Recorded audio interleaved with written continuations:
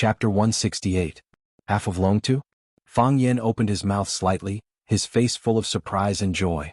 What surprised him was that Qiang Longtan was really willing to give away half of Longtu. Although Lu Chaoga's father, Lu Mingtu, had founded Longtu Group with Qiang Longtan, and the company name, Longtu, was taken from Qiang Longtan's and Lu Mingtu's names, Lu Mingtu had used his technology to invest in the company. Moreover, due to his untimely death, the Lu family had long been separated from Longtu Group. The reason why Longtu Group could develop to its current scale was almost single-handedly created by Qiang Longtan. It could be said that Qiang Longtan was fully deserving of the soul and king of Longtu Group. However, Qiang Longtan was actually willing to split the product of his hard work into two and give it to the daughter of an old friend? What surprised him was that with the current market value of Longtu Group and the possible future profits, Lu Chaoga would become a millionaire overnight. Fang Yin originally thought that he had hugged a thick thigh, but in the blink of an eye, this thick thigh had become a giant thigh. As long as Lu Xiaoga took over these shares, her name might appear on the next Forbes World's Richest list. In this case, Lu Xiaoga would be too embarrassed to take back her Rosefinch courtyard, right? Fang Yin was already full of expectations for his future life. As long as he continued to curry favor with Lu Xiaoga and maintain a close friendship and comradeship with Lu Xiaoga would bring him to eat, drink, and sleep with big breasts. The problem was, did Qiang Longtan's actions prove that he was really not the murderer who killed Lu Xiaoga's parents? Fang Yin felt that his IQ was not enough. The situation in front of him was getting more and more confusing. Fang Yingying and Fang Haohan, these two idiots, didn't understand what Qiang Longtan's words meant. Fang Haohan's eyes occasionally glanced at Ren Jin, who was on the steps. The more he looked at her, the more he felt that this woman was interesting. Fang Yingying was trying to persuade him to give up on this idea, telling him that the women in the city were tigers and that he should avoid them at all costs. Jiang Zhulio's expression was calm. It seemed like he already knew about his father's actions. Instead, Ren Jin's expression changed greatly and he snapped, "Qiang Longtan, have you discussed this with me before you made such a decision?" Qiang Longtan glanced at Ren Jin and said with a smile, "What's there to discuss? Didn't I just say that? This is what Chaoga deserves." Deserved? Ren Jin sneered. Then it's really easy for her to earn money. What has the Lu family done for Longtu all these years? What has Lu Xiaoga done for Longtu? When you were working overtime at the company day and night, she was studying and traveling in the United States with a designer bag on her back. When you were begging for help with a glass of wine in your hand, she was fulfilling her dreams and hobbies at school. Who developed Longtu? Without you, Qiang Longtan, would Longtu be what it is today? Would Longtu be what it is today? Would Longtu be as valuable as it is today? She was living a pure and innocent life and everyone took care of her. Now you've given away half of Longtu with just a few words. Qiang Longtan, let me tell you, I don't agree. Qiang Longtan smiled bitterly and said, Ren Jin, don't make trouble out of nothing. I've already held a board meeting before I came back, and now this decision has been approved by the board. Make trouble out of nothing? Ren Jin's expression was extremely ugly. Anyone who heard that their husband had given away billions of assets to someone else would have such a reaction. Moreover, this was a woman she hated very much.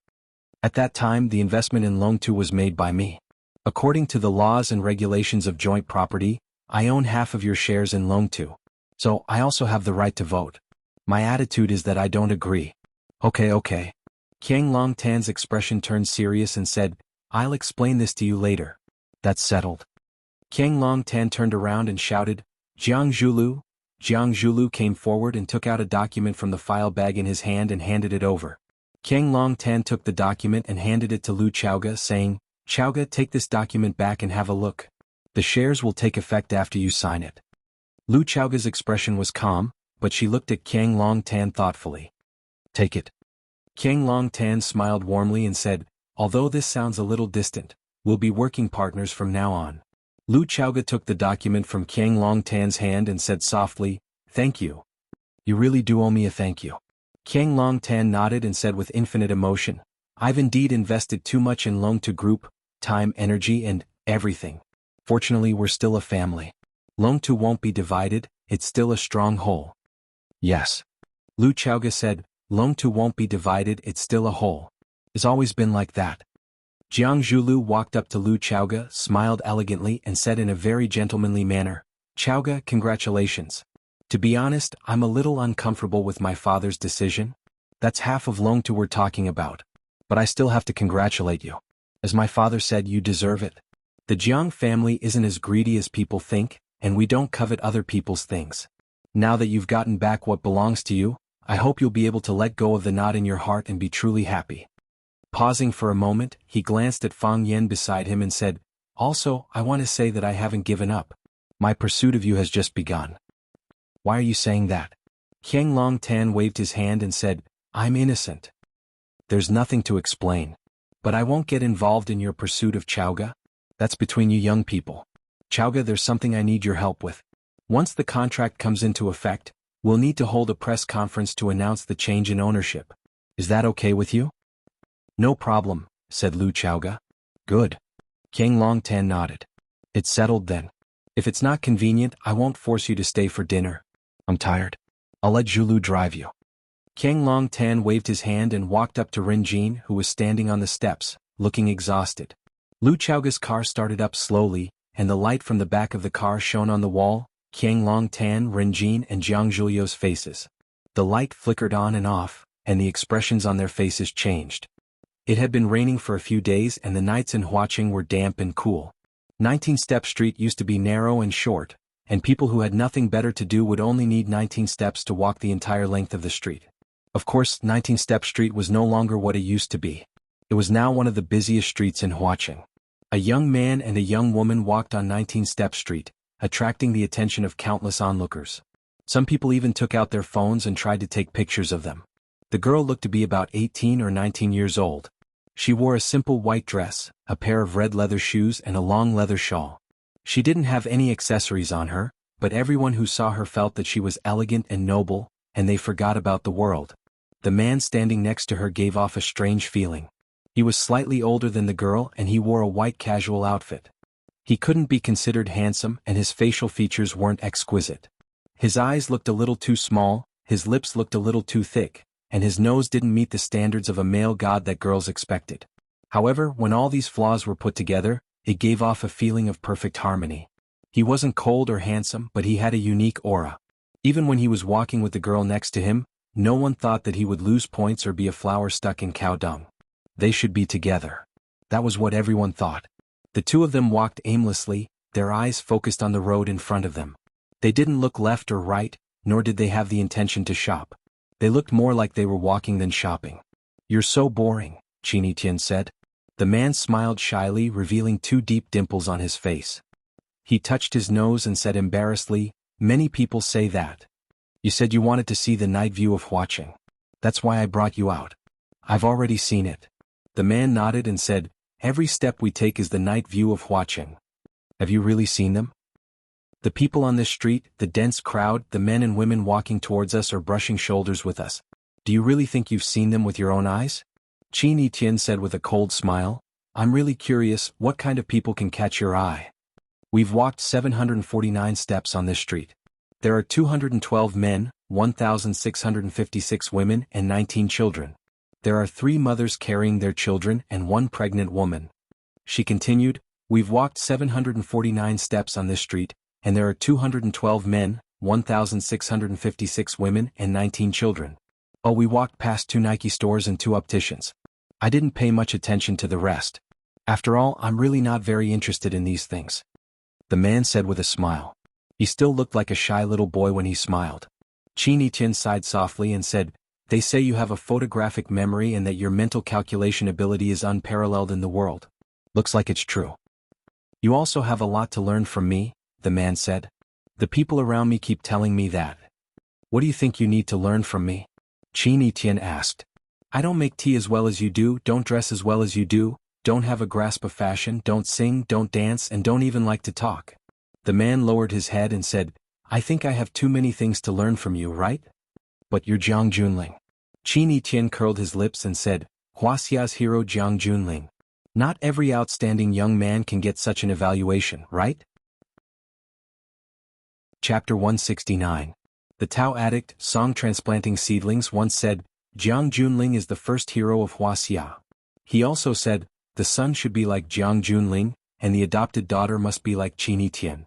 Because the Tao addict's skill in judging people was the best in the world, Jiang Junling and Qin Tian, who were greatly praised by him, immediately became famous.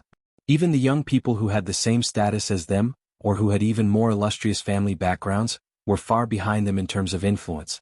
The Tao addict praised Jiang Junling twice in a row and flattered Jiang Junling as the first hero of Wuxia. But he also put Qin Tian in the same position as him. Therefore, Qin Tian's status also rose and became a shining pearl. After listening to Qin Tian's words, Jiang Junling's shy face became more embarrassed. He shook his head and said, "There are many talents in Yanjing and heroes are like carps crossing the river. Wuxia is a big place with many talents. How can Jiang Junling dare to say that he is the first hero?" Qin Tian also felt the same way and said, "The Tao addict is harmful." The two benefited from the words of the Tao addict. They could get more attention from all forces. As long as their performance was eye-catching, it was easy to get everyone's approval. With all kinds of resources piled up, it would be hard for one not to become a dragon or phoenix among men.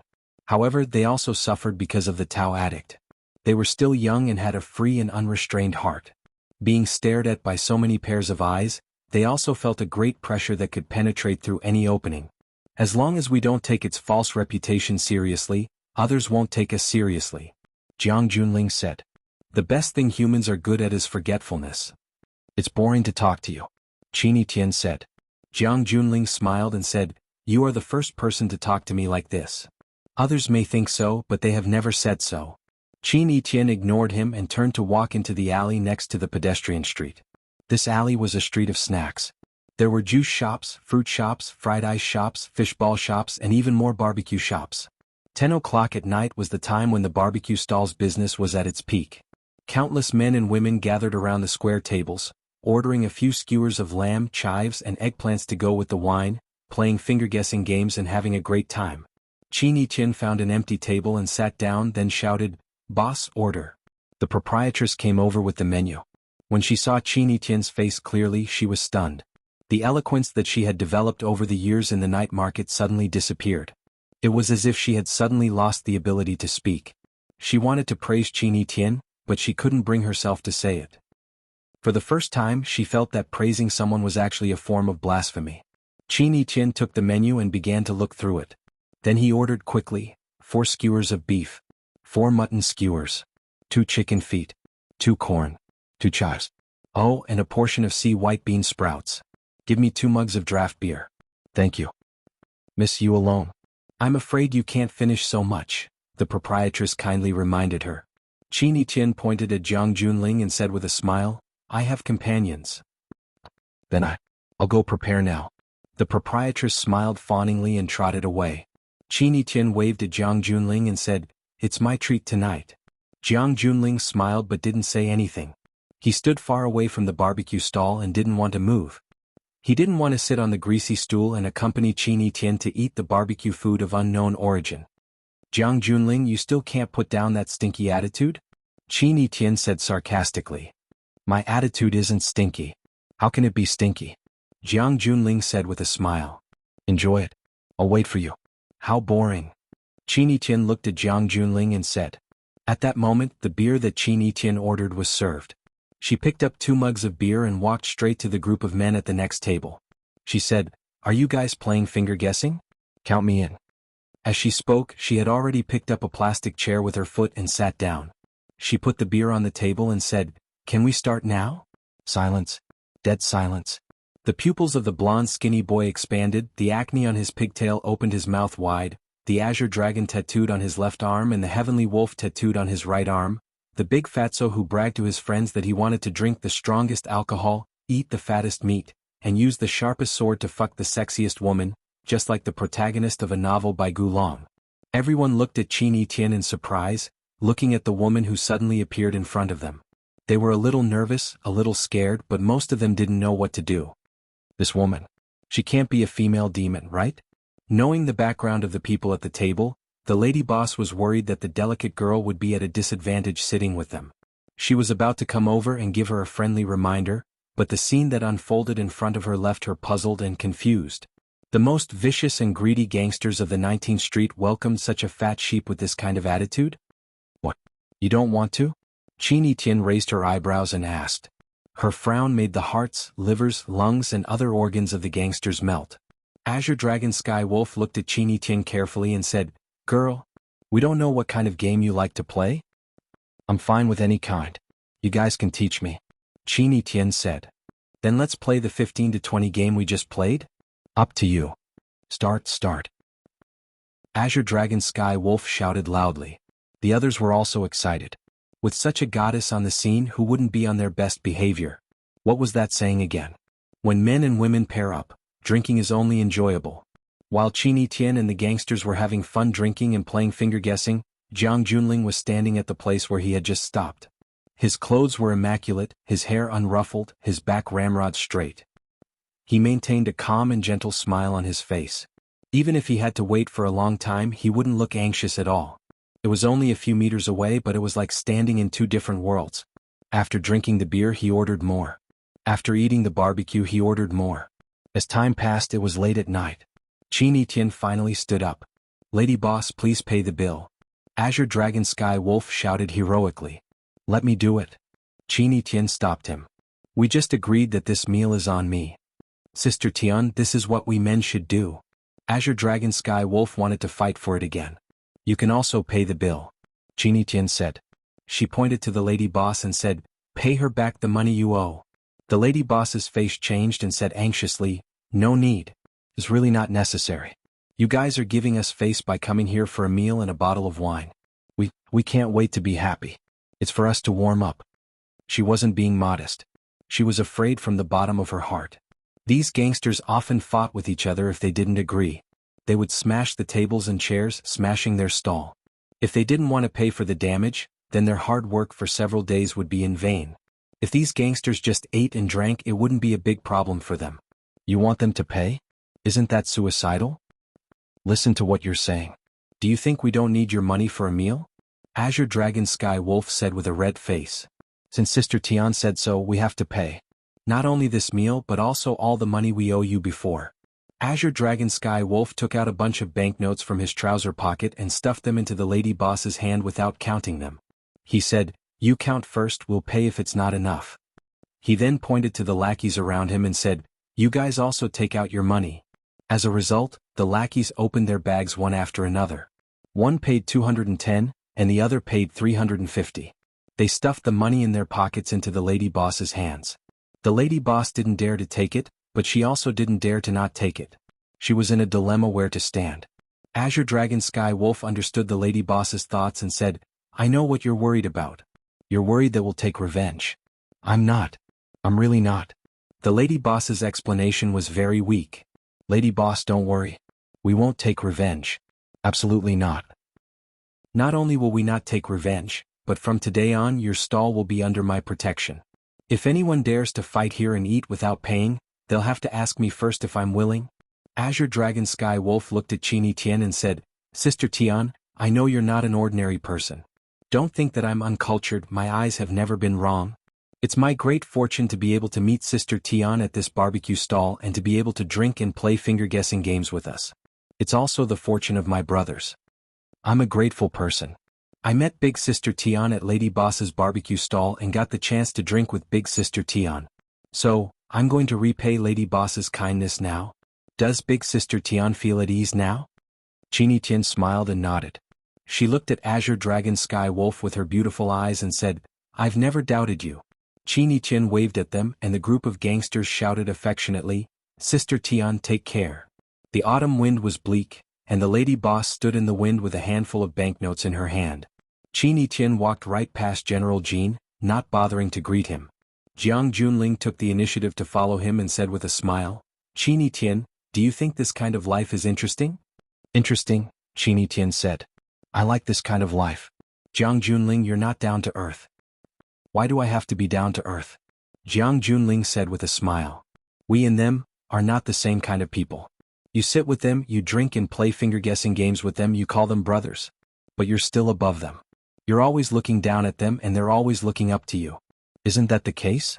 Jiang Junling smiled brightly, revealing his snow-white teeth and said, They can't enter our world, so I won't easily cross into their world. Chapter 170. So you always maintain a high and mighty attitude like a god? Qin Tian asked. Your so-called fusion, isn't it just another form of being high and mighty? Wherever you go, you change the fate and direction of some people and things. Just like that lady boss. You're also a god. The difference between us is that I am a god who does not do things, and you are a god who does things. I am not a god, Qin Tian said. God is too far away. Have you seen Marvel movies? I am a god with power just like the hero in those stories. I have such power, why don't I use it to change the fate of some poor people around me and the final outcome of some sad things? I like the feeling of change as if seeing them reborn in front of my eyes. Jiang Junling smiled and said, I am different from you. After watching those movies, I want to destroy the world more. Destruction is more fulfilling than change. Otherwise, why do people like to smash cups when they are angry? Don't work together when we have different goals. But many people hope that we can finally come together. General Ling smiled and said, that old man Song Jianxing said that his son should be General Ling's wife, and his adopted daughter must be Qin Tian. That in itself was a sinister move. Who do you think ordered him to do that? Who can instruct Tao Addict? There will always be someone, Jiang Junling said with deep eyes.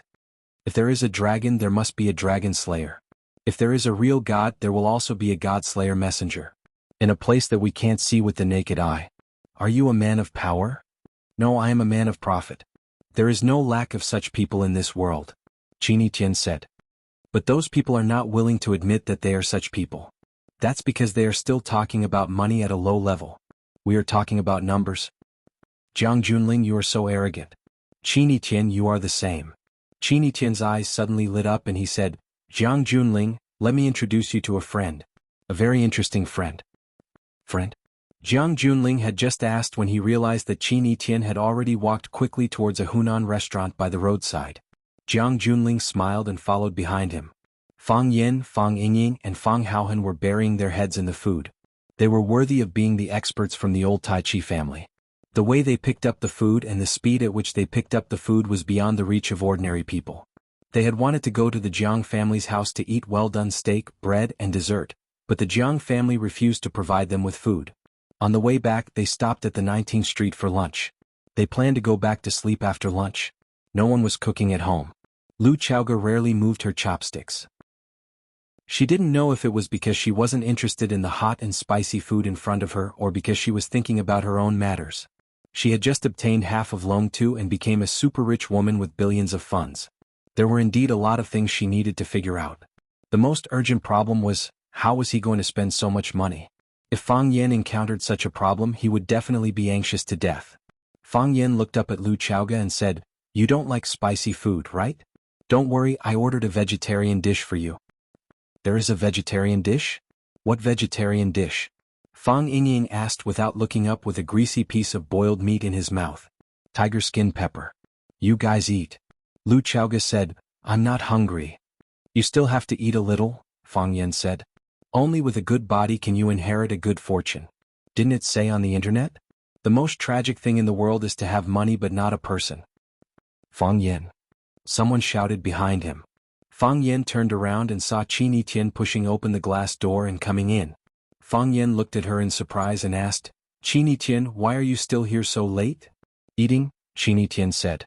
She looked at Fang Yingying and Fang Haohan and then looked at Lu Chaoga. She took the initiative to greet and said, Hello, Principal Lu. Lu Chaoga nodded to Qin Tian and said, Hello, Qin Tian. Lu Chaoga was no stranger to the #1 student in the school. I don't think I'm disturbing you guys, am I? Qin Tian asked with a smile. You'd better go back quickly, Fang Yan said. Being called by his own student in front of his immediate superior, Fang Yan felt his self-esteem was hit. It would not be good if Lu Chaoga misunderstood that the students in the 9th class didn't respect him. Therefore, he wanted to send Qin Tian away as soon as possible. We're going back after eating. Let me introduce you to my friend. Qin Tian glanced at Jiang Junling, who was standing not far behind, and said, Jiang Junling? Although I know you're not interested in meeting him. General what? Fang Yan's eyes widened. Jiang Junling, Qin Tian said. You came out to meet your online friend? Fang Yan was shocked. He stood up, looked at Qin Tian and said in a low voice, Qin Tian, you have to be careful. The media often reported that girls were cheated of money and sex when they met online friends, and some even lost money and sex. I read a newspaper 2 days ago that a girl's phone was stolen by a male online friend when she was taking a shower after having sex with him. How hateful. How could she chat with others on WeChat without her phone? There were even more tragic things that Fang Yan was too embarrassed to say. A girl took the train for more than 10 hours to Yenjing to visit her online friend. As a result, the online friend treated her to a 6 yuan spicy hot pot, but had sex with her 12 times in one night. Qini Tian smiled and said, "He's not an online friend, and Jiang Junling is not an online name. His surname is General and his name is Jiang Junling." Fang Yan looked a little embarrassed and said, "This surname is quite rare. There is a surname General among the 100 surnames? I'll have to study it later." Qini Tian pointed at Fang Yan and introduced him to Jiang Junling. "Fang Yan, the language teacher of the 9th class, the man I like." Jiang Junling smiled at Fang Yan from afar, but he didn't want to shake hands with him. In his eyes, Fang Yan and he were not the same kind of people. Since they were not the same kind of people, why should they be forced to be together? "Your boyfriend?" Fang Yan asked. There was a sour feeling in his heart. Qini Tian used to like him for no reason at all. Why did she suddenly fall in love with someone else? A person should have a beginning and an end, okay? Even if I don't like you. I didn't stop you from liking me. What do you think? Qini Tian's eyes were full of smiles, hidden joy and shyness. Qini Tian could be shy? Seeing Qini Tian's shy look, Fang Yan's heart sank even more. He looked at Qini Tian earnestly and said, "Student Qini Tian, you are a student. Students should focus on their studies.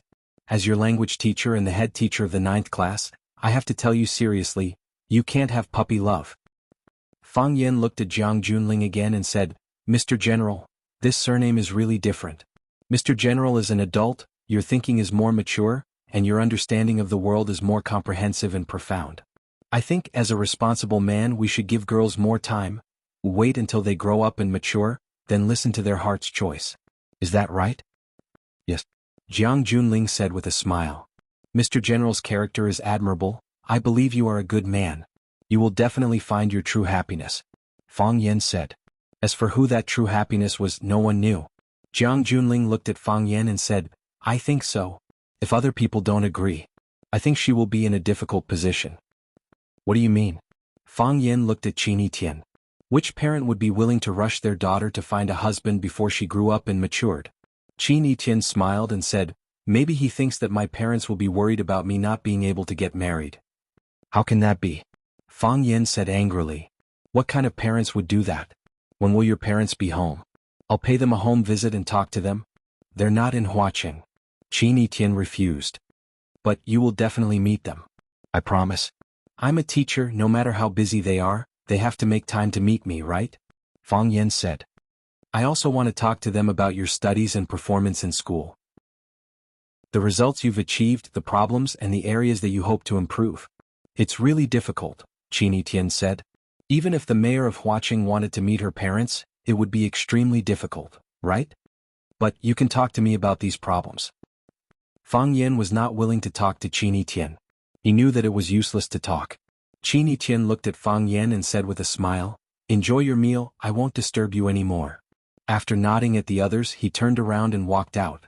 Jiang Junling looked at Fang Yan and followed behind Qini Tian. "It's really beautiful," Fang Yingxiong praised sincerely. "Rin Jin is beautiful too," Fang Haohan added. Fang Yan looked at Lu Chaoga and said, "Actually, our Principal Lu is the prettiest. Principal Lu, you'll be leaving Rosefinch soon, right? If you go to Longtu, will you bring a secretary or assistant with you? You know, I'm a language teacher. Today I'm going to recruit people of talent and family. I think I'm qualified for this job. Believe in my sincerity, believe in your eyes, I'll bring you a comfortable and satisfied smile." Lu Chaoga looked at Fang Yan and asked, "Why do I have to leave? Don't tell me you still want to stay in Rosefinch?" Fang Yan asked in confusion. How cool would it be to be the deputy director of Longtu Group? It would be much better than staying in Rosefinch, right? "Before I understand a lot of things, I won't leave Rosefinch," Lu Chaoga said. "Rosefinch can be my Rosefinch, but Longtu is someone else's Longtu." Chapter 171. What do you think? Qini Tian asked. What do you mean? What do you mean? Jiang Junling asked. What do you mean? I'm not a Tao addict and I don't know how to judge people, Jiang Junling said with a smile. As long as you're human you'll judge people, Qini Tian said. Some people bet on a lifetime of happiness, while others bet wrong and lose everything. Jiang Junling smiled and said, gentle, violent. Qini Tian looked at Jiang Junling in surprise and said, did you know him before? No, I didn't. We just met once and you have such an evaluation, Gentle refers to his appearance. He's a language teacher, a young and good-looking language teacher. It's not an exaggeration to say that he's casual and elegant. Such a teacher stands on the podium and talks about the country. He must be very popular among girls, right? However, he has a strong desire to break the rules. There are two kinds of people in this world. One is the people who live within the rules. They find their most comfortable position under all kinds of rules. Once they touch the red line, they will immediately shrink back and readjust their posture and direction. The other kind of people will trample and avoid it. When they feel troubled by the red line or blocked by the rules, they will cross the red line and break the rules, to get where they want to go and get what they want. He's the same kind of person as me. Jiang Junling rarely praises others. Qin Yiqian squinted and smiled.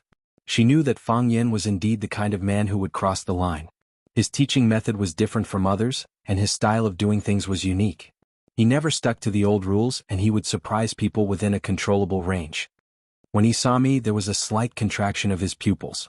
This was because he regarded me as an imaginary enemy. Let me ask you, we met for the first time. Why would he be hostile to me?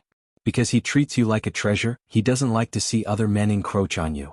That's what he thought. He immediately used his identity as a teacher to warn you not to fall in love at such a young age. In the name of righteousness, he told me to wait for you to grow up and mature. If you didn't listen to his advice, it would be disobeying your teacher's orders. If I refused, it would be considered as not loving you enough. A single leaf in autumn. If he encountered something else, what kind of counterattack would he make? It seems that you have just fought a battle, Qin Yiqian said. Yes, a man's war. Jiang Junling nodded. In that case. Qin Yiqian smiled even more happily, and her pretty face was incomparably gorgeous. If I work a little harder, I can still take him down, right? I don't think you ever doubted that. Qin Yiqian walked even more arrogantly and said, Jiang Junling, sometimes you are not so annoying. Thank you. Jiang Junling said, this is the most sincere compliment you can give me. The two of them walked to the entrance of a large shopping mall. Qin Yiqian stopped and said, I hope you have a good time in Huaqing. After saying that, he got into a GMC limousine that had been prepared a long time ago. The limousine blended into the rolling traffic and disappeared in the blink of an eye. Jiang Junling stood there for a minute, and a black Mercedes-Benz drove in front of him. The back door opened and a handsome young man walked out. He said respectfully, Welcome to Huaqing, young master. Huaqing is just looking at flowers. You don't have to be so nervous. Longtu Group. In the media interview room. Mr. Jiang, we would like to know why you suddenly decided to give half of the shares of Longtu Group to your adopted daughter, Lu Chaoga. A middle-aged male reporter wearing glasses stood up and asked. Qiang Long Tan sat there in a cultured and elegant manner, with a smile that made people feel like they were bathing in the spring breeze. No matter how one looked at it, this was a man who could move people's hearts. He lowered the microphone a little and said with a smile, Mr. Reporter, there are two problems with your question. First, I did not suddenly make this decision. Instead, I made this final decision after a long period of careful consideration and the collective discussion of the Longtu Group's higher-ups. Second, I do not want to give half of the shares of Longtu Group to Miss Lu Chaoga, but to return it. Just as I said to her, she deserves it. Mr. Jiang, according to reliable sources, it is said that Miss Lu Chaoga was involved in a premeditated car accident when she was eating at Sky No. 1 a few days ago. Also, the former chief engineer of Longtu, Mr. Lu Jing, also submitted his resignation letter to you after a big argument with you. What's even more shocking is that he died in an accident on the day he resigned. A female reporter in a black business suit stood up. Because this female reporter's explanation was too long and tedious, and she had asked such a sensitive and sharp question, everyone present focused their attention on her and Qiang Long Tan. The head of the public relations department of Longtu Group, Fu Mingli, looked at Qiang Long Tan with a questioning gaze.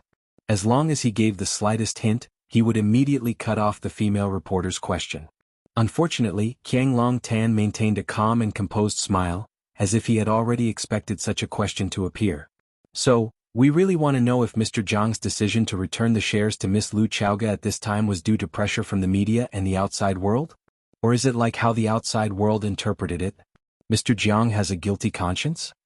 The audience was silent, and everyone looked at Jiang Long Tan with burning eyes, waiting for his response to this question. Qiang Long Tan's fingers were interlocked, and his eyes looked straight into the eyes of the many reporters below the stage. He said, It's definitely unrealistic to say that I don't care about the media reports and the outside world speculations. Qiang Longtan is a person who cherishes his reputation, and he's also a person who cares about his reputation. Who would want to become a murderous demon in the eyes of others? In any case, I don't want to. Of course, this isn't the main reason. Qiang Longtan said with a smile. Miss Lu Chaoga is sitting next to me at this time. She can prove to everyone that when she just returned from studying in the United States, I suggested that she enter Longtu Group to work. When she was familiar with the company's affairs, I would give her a more important position and let her take on more responsibilities. I could even completely take over Longtu Group. It's entirely possible. However, Miss Lu Chaoga refused. Some of my ideas can only be put aside for now. Everyone present knew that a clenched fist was more painful than an open palm. I hoped that the Longtu Corporation would be a whole. I didn't want it to be split into two when the energy industry was flourishing and developing at such a rapid pace. This is irresponsible to my personal career, irresponsible to Longtu Group, and irresponsible to Miss Lu Chaoga and my friend's parents. Previously, I didn't return the shares to her because I felt that it wasn't the most suitable time. Now, I'm returning the shares to her because I feel that the time is just right. Today, I invited all the media friends here to explain this fact to you.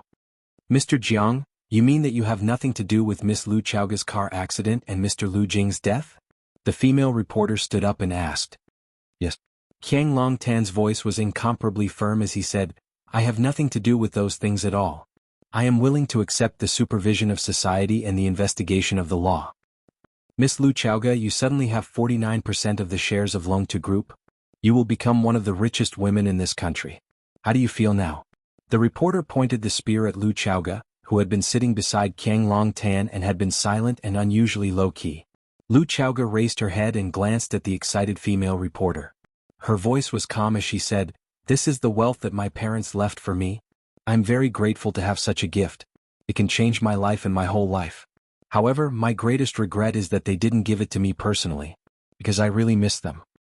Miss Lu Chaoga, you are now the vice principal of a famous school.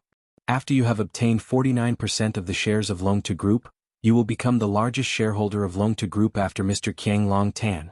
Will you give up your position as vice principal and join Longtu Group because of this? I won't, Lu Chaoga said decisively. At least not now. Lu Chaoga turned sideways to look at Qiang Longtan and said, Uncle Jiang is a very capable person. Because of his many years of hard work and selfless contributions, Longtu Group can achieve what it has today. I have always been by his side and I know the hard work he has done. I also believe that as long as he is here, Longtu Group will achieve even more dazzling achievements. So, I am willing to let Uncle Jiang take care of Longtu Group. As for me, I will still be doing my favorite education career.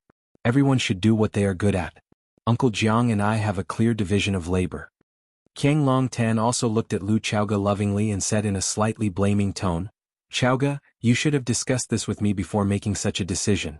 I hope that you can enter Longtu. I need your help. Uncle Jiang, I have made up my mind, Lu Chaoga said. Let's talk about this when we get home, Qiang Longtan said with a smile. One was a kind and considerate father, and the other was a confident and independent daughter. They behaved so intimately and lovingly that it instantly shattered all the speculations and bad rumors that the outside world had about them. Longtu Group was still an inseparable entity. In front of the computer, a woman sneered as she watched the live broadcast of Longtu Group's press conference. She said in a hoarse voice, Qiang Longtan, this is only the first round of victory. Chapter 172. Some people advocated light while others preferred darkness. This was an abandoned agricultural machinery factory. Because no one had used it for a long time, there was a damp and moldy smell. There were no lights in the factory, only an old TV flickering with a blurry shadow. This was a football match between Chinese teams. There was no passionate running, no violent collisions, and no dazzling dribbling of the ball past people. They were always listless as if they did not sleep well last night. Coupled with the horizontal bars and black shadows that appeared from time to time on the TV screen due to the quality issues, most people would have long given up on the TV. However, his eyes were watching with relish and his expression was unusually serious. He held a can of beer in his hand and took a sip from it from time to time. Then he picked up 2 peanuts and threw them into his mouth to chew. It was really a great enjoyment. At this moment he suddenly stopped chewing. Who is it? The man shouted with a mouthful of peanuts in his mouth. Because there was too much foreign matter in his mouth, his voice was a little unclear. It was quiet inside and outside the factory, only the sound of the wind blowing through the grass outside could be heard. The man threw the can of beer in his hand towards the nearest window but did not hear the sound of the can falling. Oh. He picked up the chair on the ground and smashed it towards the window. He quickly hid in a dark corner of the room. Clang! The chair hit the window and the dusty glass shattered. How could such a good beer be lost? A clear voice came from outside. Creak! The heavy iron door of the factory was pushed open from the outside and a black shadow slowly walked in. At the same time the wind and moon rushed in. The factory finally became clearer, but the corners of the walls were still dark. Old monster, come out, Fang Yin said with a smile. He put the can of beer in his hand on the table and said, "You are surrounded. Come out and let's have a good talk."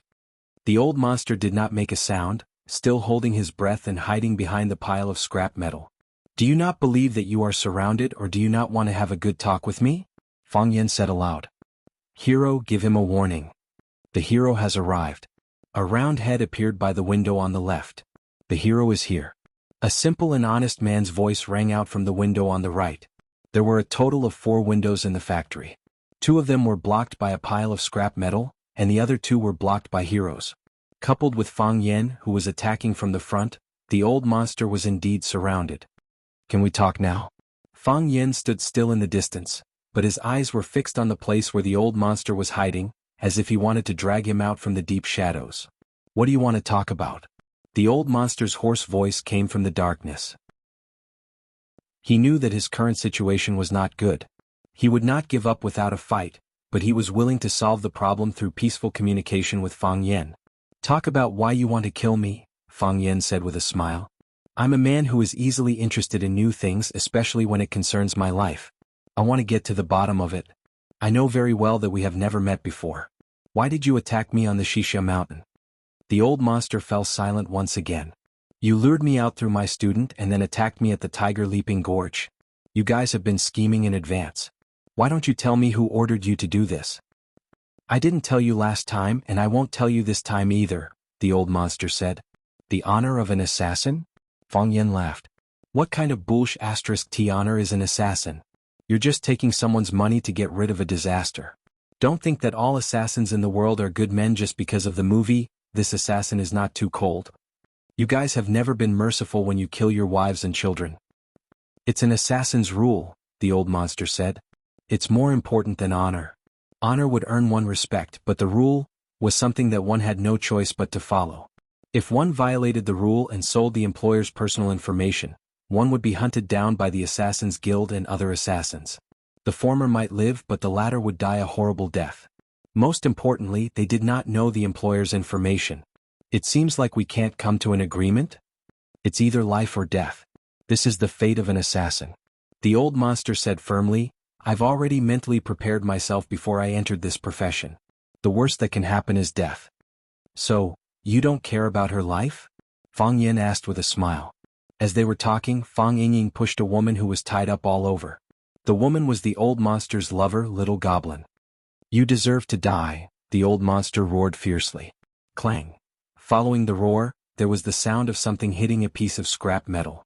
Then the old monster, who was wearing a casual black outfit, walked out from the shadows. One of his hands had been cut off, leaving only a fleshy arm hanging there. They were the famous Old Monster and Little Goblin team in the world of assassins. Some people called them Old Monsters. On Sunset Mountain they used Zheng Guodong, Li Yang and Qin Tao as bait to kill Fang Yin at Tiger Leaping Gorge. Fang Yin was strong enough to capture the old monster.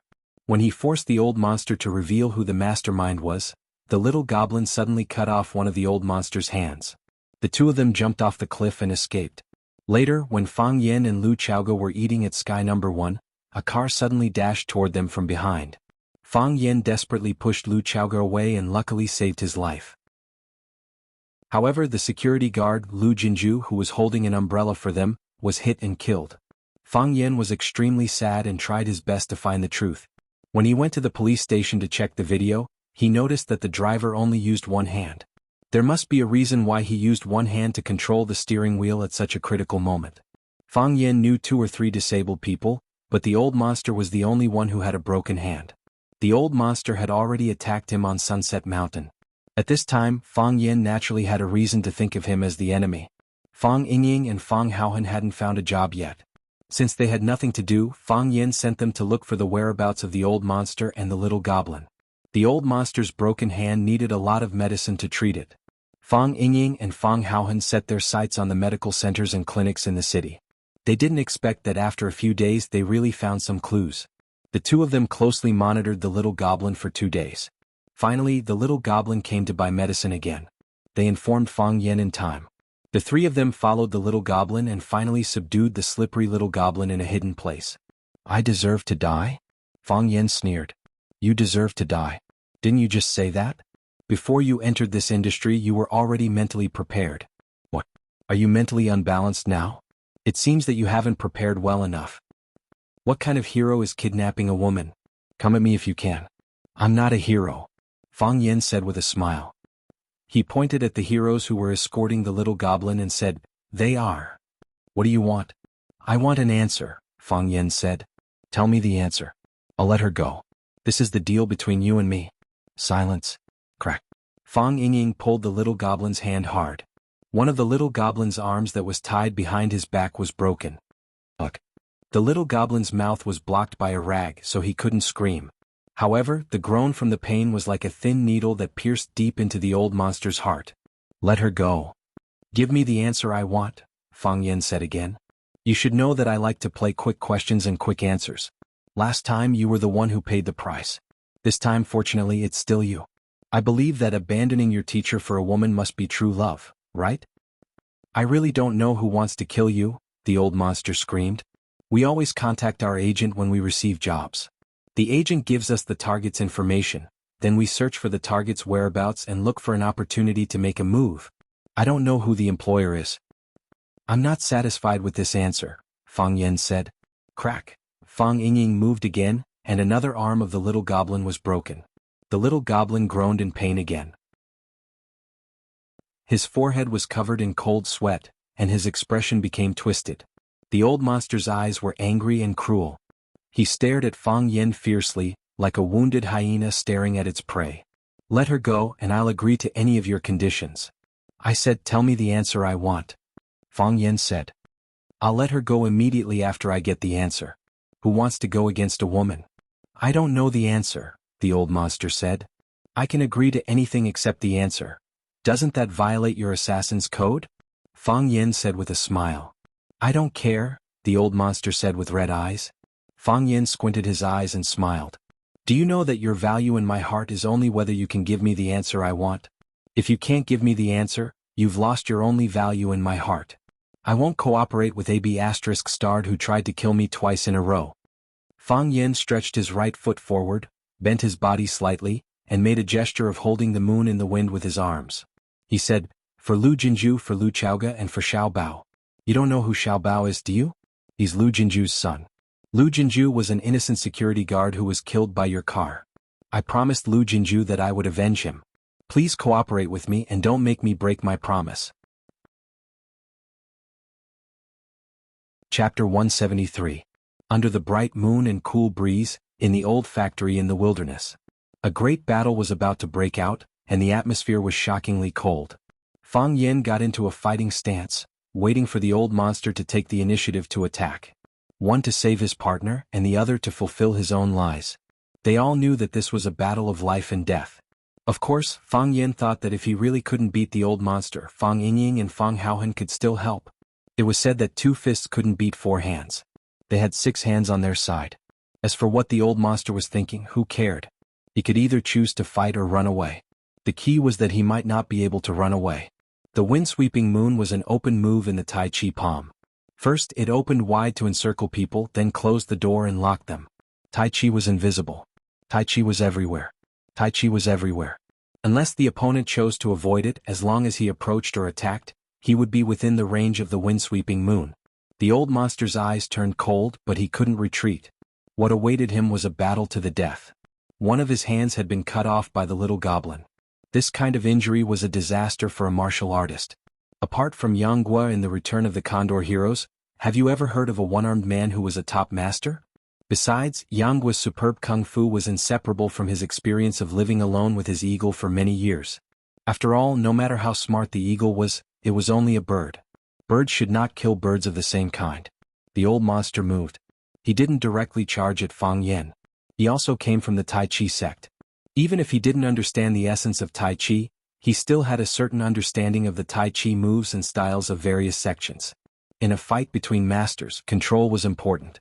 If he rushed straight at Fang Yen, he would enter Fang Yan's sphere of influence. If Fang Yen was completely in control of the situation, the only thing that awaited him in the end would be death.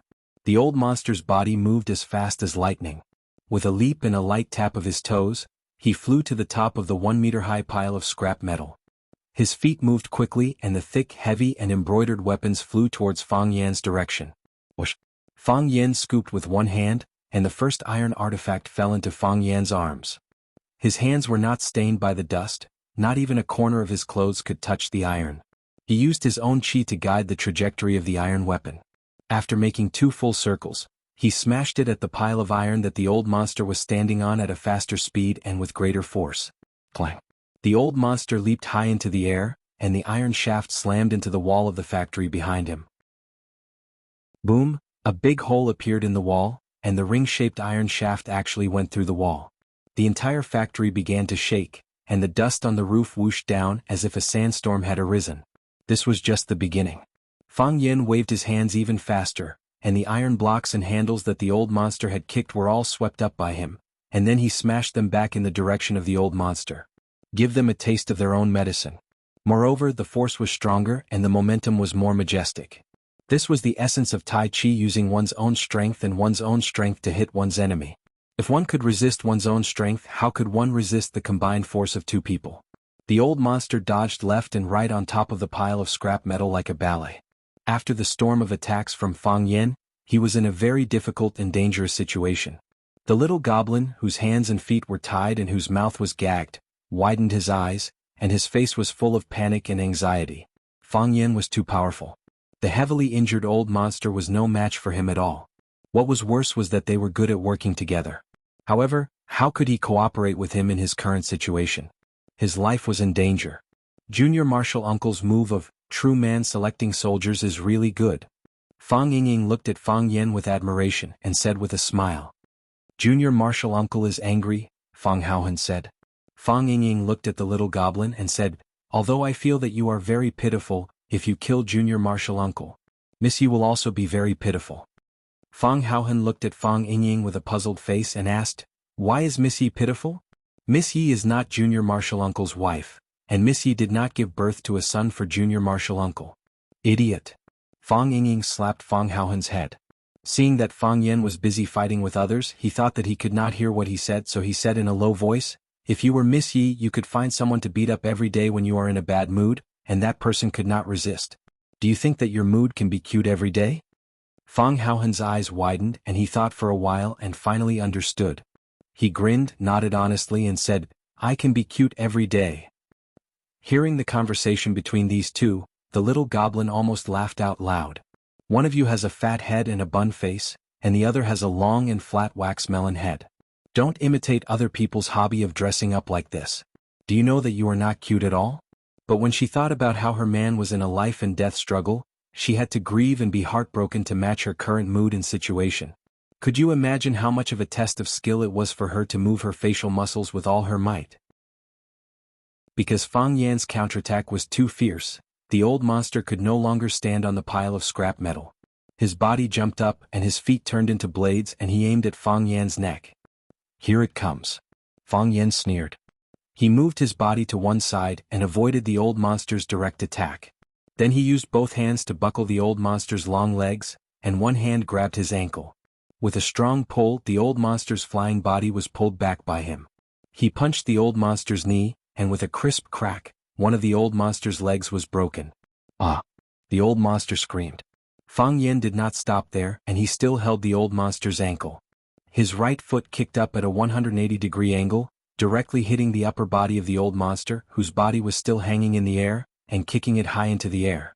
When the old monster's body was in a free fall, Fang Yan kicked the second time. Bang!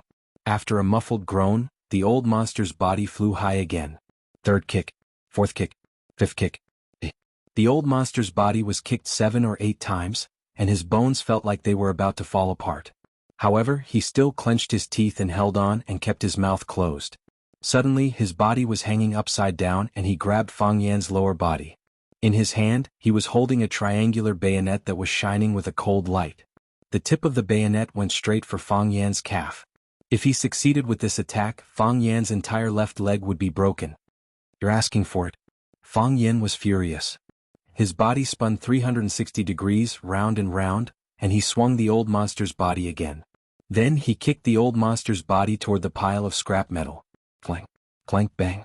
The old monster's body knocked down several metal shelves, and he was finally stopped by a large piece of machinery. Blurg, the old monster was lying there retching. When he opened his mouth, a pool of sticky blood gushed out. When Fang Yan continuously kicked his chest, his internal organs were already seriously injured. However, he resisted the urge to spit out the clotted blood. This was because he knew that once he vomited blood in the process of battle, the taut energy in his body would leak out. Without the ability to fight back, there would be no hope of escape. If that happened, he would really be dead if he fell into Fang Yan's hands. Of course, he was only left with a small part of his life. The little goblin whimpered, and his body struggled with all his might. However, no matter how hard he tried, he could not untie the Tai Chi knot that Fang Ying tied on him. The Tai Chi knot, one knot leads to 100 knots, and the more knots are untied, the more knots there are. If one did not know how to untie knots, he would probably be strangled to death by this knot. Woo woo woo. The little goblin whimpered at Fang Ying. "She wants to talk to you," Fang Haohan said. Fang Ying pulled off the rag on the little goblin's mouth. Before he could ask what she wanted to say, the little goblin had already shouted, "Let him go! Fang Yin, please let him go. He is also a Tai Chi disciple the same as you. Fang Yin, let him go, I will promise you anything." Fang Yin looked at the little goblin and said, "I just talked to him, I need an answer. But he didn't give it to me." "It's not that we don't want to give it to you, it's that we really don't know who ordered us to kill you. Fang Yin, let him go, I will die for him." Fang Yin shook his head and said, "It can't be replaced. No one can replace the other. Lu Jinju is dead, even if 10 old monster and little goblin died, they can't replace his mother who lost her son, his wife who lost her husband, and his son. His son just turned 1 month old, he didn't even have the chance to hear his son call him daddy. How can he replace this?" The old monster vomited another mouthful of blood and screamed, "Don't beg him. Don't beg him. From the day we betrayed the sect, every day we live is equal to 1 more day of profit for us. That's enough. It's really enough. No, I have wronged you. It's all my fault. If it wasn't for me, you wouldn't have betrayed the sect. If it wasn't for me, you wouldn't have been hunted down. If it wasn't for me, you wouldn't have become an assassin. It's all my fault. I don't care if I die, but I want you to live." The old monster shook his head and said, "If you die, how can I live?" He supported himself with one hand on the metal frame and struggled to stand up. Step by step, he walked toward where Fang Yen was standing. He staggered and one of his legs was dragging on the ground. He was still covering his mouth and coughing violently. Every time he coughed, his injured internal organs would be pulled, and every time his internal organs were pulled, he would spit out a mouthful of black blood. Fang Yan's eyes were cold, his whole body vigilant as he stared at the old monster who was getting closer. The old monster stood in front of Fang Yan, the two of them maintaining a distance of less than 1 meter. "I lost," the old monster said. "I'm no match for you. I tried to kill you twice but failed twice. Now my life is yours." Chapter 174. The old monster stood loosely in front of Fang Yan, as if he was waiting to be slaughtered. He had given up fighting and resisting. As long as Fang Yan gave him a light push, he would fall to the ground. This kind of person was really too hateful. Fang Yan was a little anxious. He said, "You punched me? You hit my face." The old monster stood there motionless, as if he hadn't heard Fang Yan's words at all. He covered his mouth with his hand. Every time he opened his palm was covered in blood. "You can kick me, or just touch me," Fang Yan said. "Dive. It's like diving on the football field. Fall on my body." The old monster laughed loudly. He pointed at Fang Yan and laughed so hard that his tears and snot were coming out. "Stupid." He pointed at Wen Yan and roared, "Really stupid." Fang Yan nodded and said, "You can scold me, but scold me a bit harder. You said I was ugly. What? Because I don't have the ability to fight, because you think I'm useless so you can't do anything? Because of chivalry? Because of the martial art moral teachings? Idiot. There's no shortage of idiots like you in the family or sect. People like you, if you walk out, will be swallowed by others until not even your bones are left. The winner is king and the loser is a bandit. You can't even bear to kill an assassin. What if you meet other opponents in the future? What if your family and friends want to kill you? This was a dog-eat-dog world, a place where anything could happen. Fang Yen, you're too naive. That's not what I mean. Fang Yen retorted angrily. These assassins are really hateful. Not only did he want to kill you several times, but he also insulted you after you knocked him down. The old monster patted his chest and shouted with a bloody face, "Come, Fang Yen, come, kill me and you'll fulfill your promise. Kill me and you'll avenge that child. Come on, hit here, one punch is enough." Fang Yen looked at the old monster with a serious expression and asked, "Do you want to die?" "I don't want to. Who would want to die if they could live?" The old monster laughed and spat out another mouthful of blood. "But I know I have no choice but to die." "What if I let you live?" Fang Yen asked. The old monster was stunned and asked, Why didn't you kill me? I mean if... Fang Yen suddenly raised his leg and slapped the old monster's forehead. The old monster's body fell to the ground with a thud. He lay there motionless and for a long time he did not move. "If you didn't kill Lu Jinju?" Fang Yen sighed softly. "Wen Chong." The little goblin screamed. The old monster's real name was Wen Chong. Perhaps this name was a very distant memory for them? Fang Yingying and Fang Haohan held the little goblin on both sides to prevent her from rushing to fight with Fang Yen. Although she was tied up like a rice dumpling, even if she could run to Fang Yen she would only be killed. "Wen Chong, wait for me!" The little goblin screamed hysterically. Fang Yingying reacted quickly and stretched out his hand to pat her neck. Unfortunately, Fang Yingxiong was still a step too late. Before his hand chopped the little goblin's neck and made her faint, the little goblin had already crushed her poisonous fangs. She spat out a mouthful of blood, and then black blood flowed out of her nose and eyes. She looked like an evil ghost, and her appearance was extremely hideous and terrifying. The poison used by the killer was extremely strong, and there was no cure for her. "Untie it," Fang Yen said. Fang Yingying stretched out his hand and pulled, and the Tai Chi knot on the little goblin's body suddenly shrunk into a small rope. The little goblin smiled gratefully at Fang Yen, and then ran to the old monster's corpse. She had only run 2 steps when the poison took effect, and her body fell to the ground weakly. She didn't stop there and still crawled to the place where the old monster was lying with difficulty. Both of her arms were broken by Fang Yingying, so she could only rely on her physical strength. Her body arched up and down and arched up again. She kicked her legs forward with all her might, like a sick pig that didn't know fatigue. When her body fell again she lifted her head once more. She struggled and used all her strength to arch up. However, she had no strength left in her body. Her vision turned black and her head fell down softly. She couldn't raise her head anymore. Fang Yen, Fang Yingying, and Fang Haohan watched from afar, watching the woman approach the man crazily, getting closer to her life partner. Because a celebrity got divorced, because a celebrity cheated, countless people said that they didn't believe in love anymore. However, Fang Yen saw the true meaning of life and death companionship from these 2 killers. He was deeply shocked. Fang Yingying opened his mouth, but he couldn't say anything. Fang Haohan scratched his head and felt that this scene was so sad. Fang Yen walked over, picked up the little goblin's body, and put it in the old monster's arms. Then he used the old monster's arms to wrap around the little goblin. Just like that they finally hugged each other tightly. They died together in such a gentle way. Men are afraid of entering the wrong profession, and women are afraid of marrying the wrong man. "I hope you can have good luck in your next life," Fang Yen said. This scene made him feel inexplicably sad. Fang Yen killed the killer who wanted to kill him and Lu Jinju, but he didn't feel the slightest joy in his heart. They were just another form of pitiful people. The mistake was that they chose the wrong profession. "Give them a grand funeral," Fang Yen said. Screech. A champagne-colored BMW stopped in front of the iron gate of the villa. This was an old-fashioned villa. It didn't have an electronic gate and it still used a black iron gate with a sharp point. The courtyard wall was also tall, and the top of the wall was covered with unknown green plants. Dense green moss grew in the damp corners of the outer wall. Everyone lived in peace. The courtyard wall was much higher than a person, so it was impossible to see the situation inside the villa from the outside. Lu Chaoga sat in the driver's seat and looked at the embroidery on the iron gate. She didn't intend to get out of the car immediately. The wound on her face was carefully cared for by Fang Yen.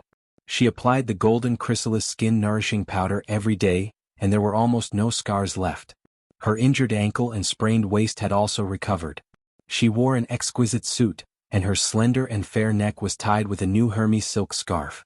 She had regained the demeanor of an ice queen. She inadvertently looked up and saw a pair of gloomy eyes behind the curtain of the room on the second floor. Clang.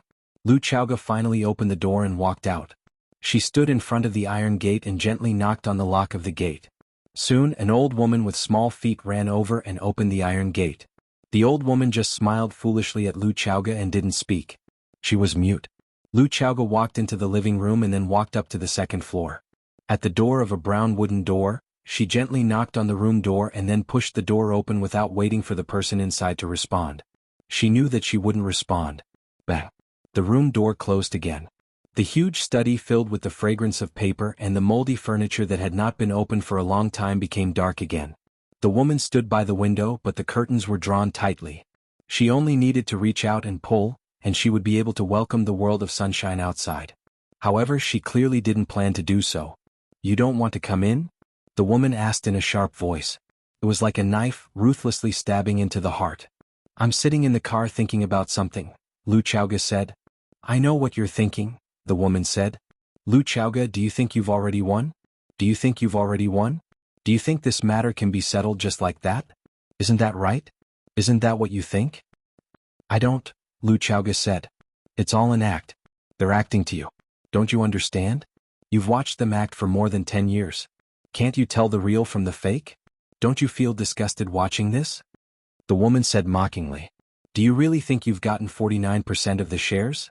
Do you think you've already become the second largest shareholder of Longtu Group?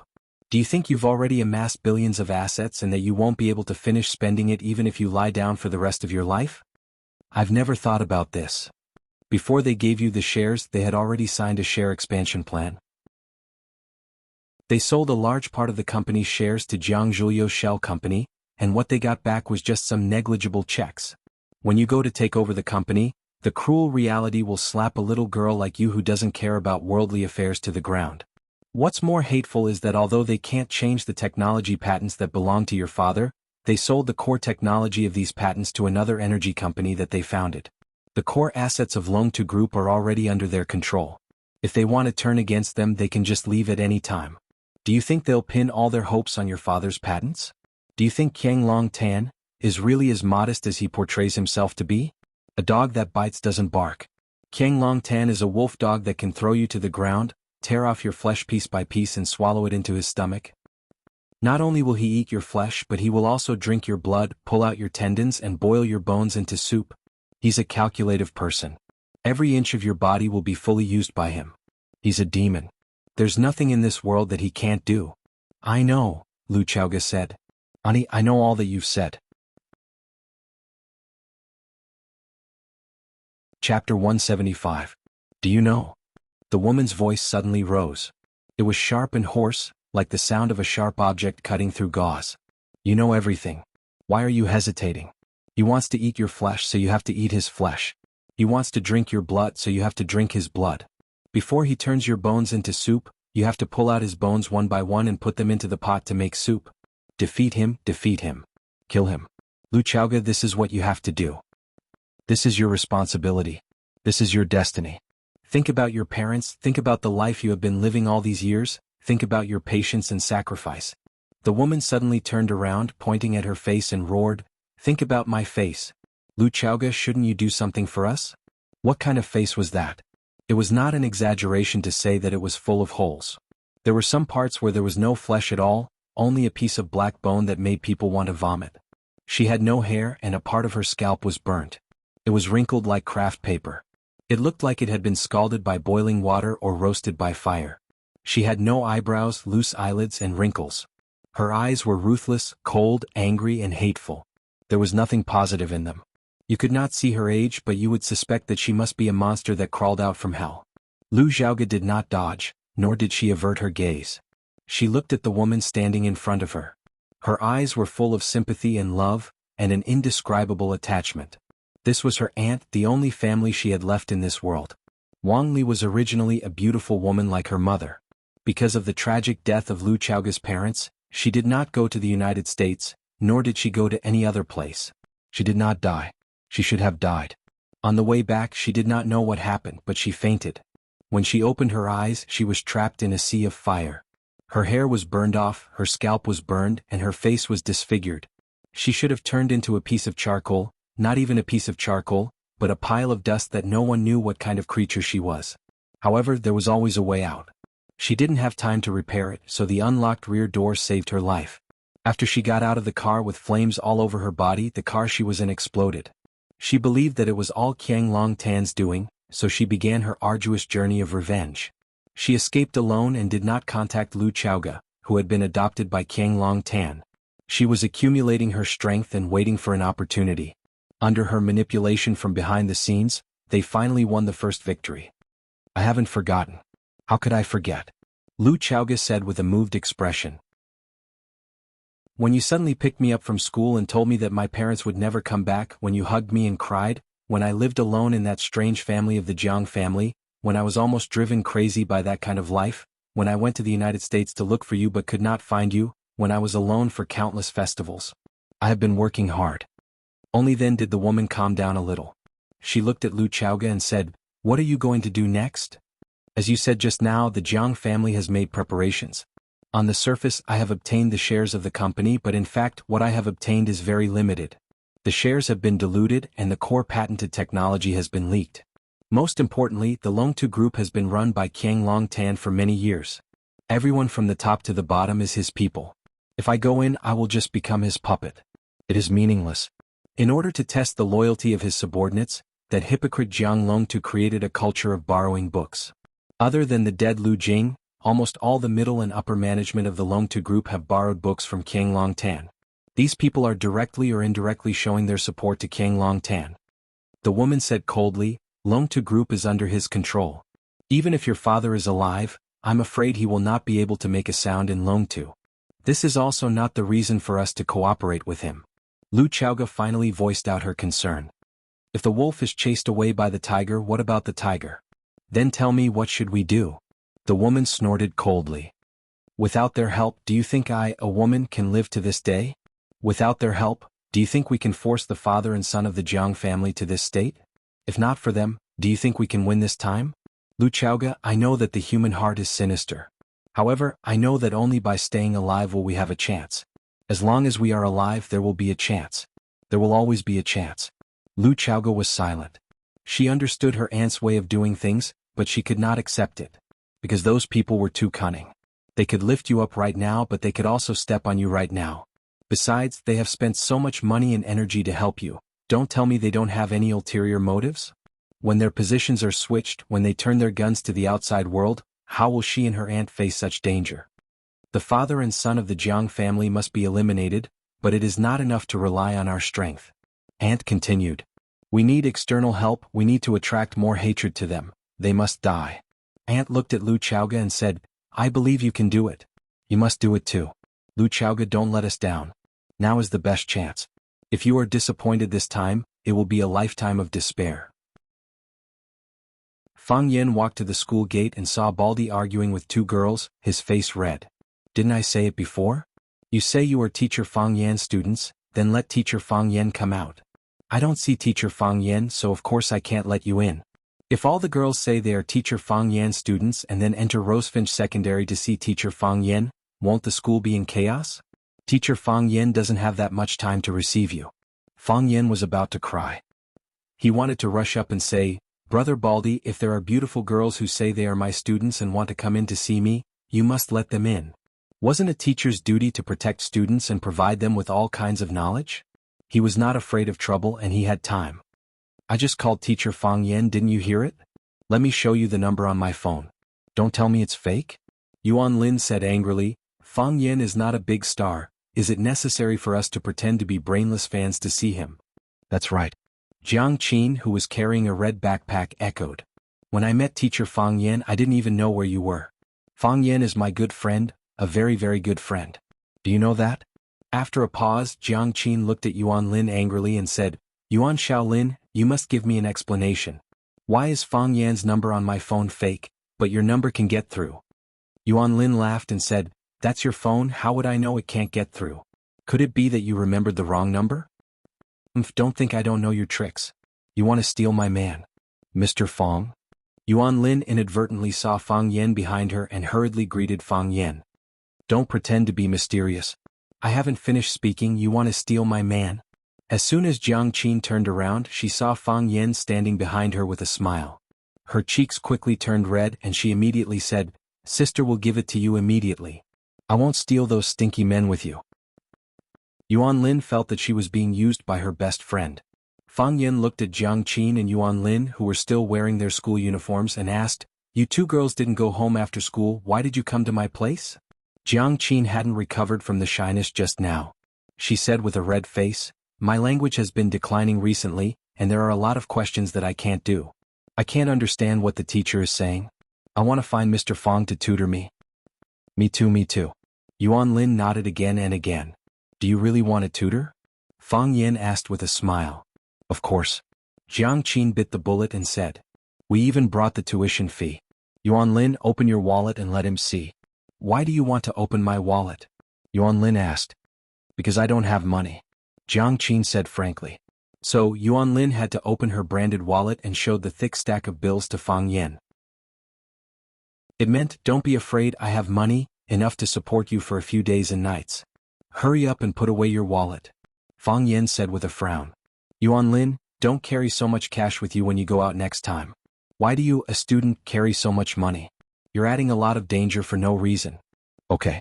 I'll listen to Mr. Fong. Yuan Lin agreed readily. Let's go. I'm making curry chicken with rice. You two little girls are lucky. Fang Yen said with a smile.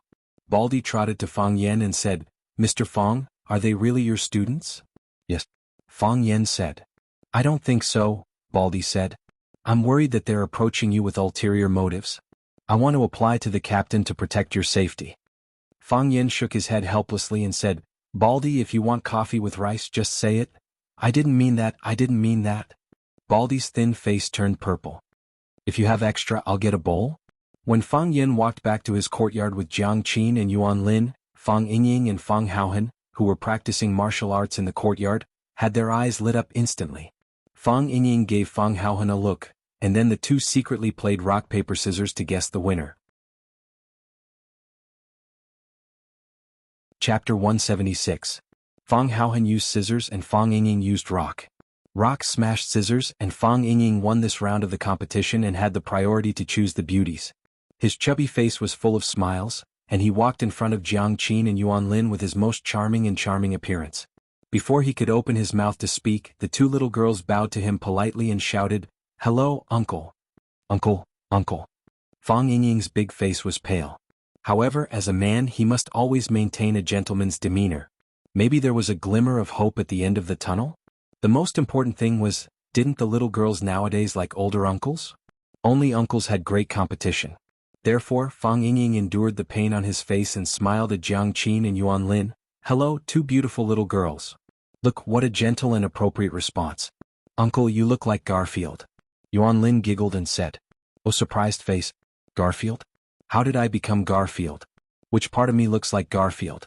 How could I look like a cat? Fang Yingying wasn't just feeling pain on his face, but this time it was his heart. Yeah. So cute. Jiang Qin also echoed. Ha ha ha ha. Fang Yingying laughed, and suddenly his eyes and mouth opened into an O shape, and he stuck out his fat tongue. He put his two hands beside his ears and made a peace sign and said, I'm Garfield from Garfield. Jiang Qin and Yuan Lin were rocking back and forth with laughter, tears flowing down their cheeks. Yuan Lin pointed at Fang Yingying and said, So cute? Fat uncle is so cute. Yeah, he really looks like that fat cat. I really want to pinch his face. Pinch face? Fang Yingxiong's eyes lit up. He swayed left and right as he moved step by step towards Jiang Qin and Yuan Lin. He shouted, Master, hurry up and pinch my face, hurry up and pinch my face. Pinching faces can unlock more skills. Plop. Fang Yen kicked him from behind, causing him to fall flat on his face. Who kicked me? When Fang Yingying climbed up from the ground with difficulty, he saw Fang Yan's black face. Little martial uncle. The anger on Fang Yingxiong's fat face immediately turned into a smile, and he said fawningly, Your white snake tail whip is getting better and better. I was completely defenseless when you kicked me. Good kick, wonderful kick. You idiot scum. We are the descendants of the Fang clan's Taiji. How could we do such a thing that would damage our reputation? As a top-notch martial artist, we should have a basic requirement for our own image. Standing like a pine tree, moving like the wind, standing like a bronze bell. Fang Yingying, tell me, which one did you do? Are you worthy of the name of a hero? Fang Haohan said with a wronged face, Junior martial uncle, I didn't do anything standing here. Sorry, I said that too casually. Fang Yan apologized to Fang Haohan. Then he focused his attacks on Fang Yingxiong and said, You better wake up. Yes, Junior martial uncle, Fang Yingying answered obediently. Fang Yan sighed softly and turned to Jiang Qin and Yuan Lin, who were behind him, and said, I don't want to be strict with them, but I have to be strict with them. A country has its laws and a family has its rules. Since they are from Fang's Tai Chi and call me Junior martial uncle, I have to be responsible for their words and deeds. You may not know this, but we, the famous sects, are very strict with our disciples. Martial arts, martial art morality, none of them can be missing. Only martial art morality. Without martial arts, it is difficult to enter the next level. Only martial arts but not martial art morality, and disciples are easy to go out and commit crimes. We who practice martial arts are like Iron Man, Spider-Man and Batman in the city. If we don't stand properly, won't we become the villains in the movies? Think about it, if Spider-Man scourges the people, how much loss will it bring? Is there any hope for this country? Jiang Qin and Yuan Lin looked at Fang Yan with little stars on their faces, and praised him in unison. Mr. Fang, you are so handsome. Fang Yan waved his hand freely and said, It has nothing to do with being handsome or not. This is our responsibility as martial artists. The greater a person's ability, the greater his responsibility. I dare not forget this sentence. Mr. Fang, you are a responsible man. Yuan Lin grabbed Fang Yan's arm and said. Jiang Qin pulled Yuan Lin away from Fang Yan and said, You little love-struck fool, you haven't explained to me why I can't get through to Mr. Fang's number on my mobile phone. Tell me, what did you do to him? Jiang Qin replaced Yuan Lin's position, grabbed Fang Yan's arm and said, Mr. Fang, Yuan Xiaolin is too bad. She actually changed your number on my mobile phone so I can't get through to you. You should teach her a lesson. Fang Yingying and Fang Haohan looked at each other, and both of them had deep helplessness and sadness in their hearts. Was this really a cruel world that only looked at appearances? I still think Rin Jin is good-looking, Fang Haohan said. I don't like these girls. Fang Yingying nodded and said, Too thin. After thinking about it, Fang Yingying asked, Is Junior Martial Uncle Iron Man, Spider-Man, or Batman? He is Superman. Why? They all like to tie their underwear to their chest, but in fact they don't wear underwear at all. Fang Yingying patted Fang Haohan's shoulder and said with deep sympathy, No underwear means no bottom line. Baldy came over and patted Fang Yingying's shoulder, and then patted Fang Haohan's shoulder without saying anything. Everything was understood without words. Fang Yingying took Jiang Qin and Yuan Lin into the house. Zhang Chen, a big man wearing a scarf, was busy in the kitchen. When he saw Fang Yan coming in, he said with a simple and honest smile, Master, curry chicken will be ready in a while. You sit with the guests for a while.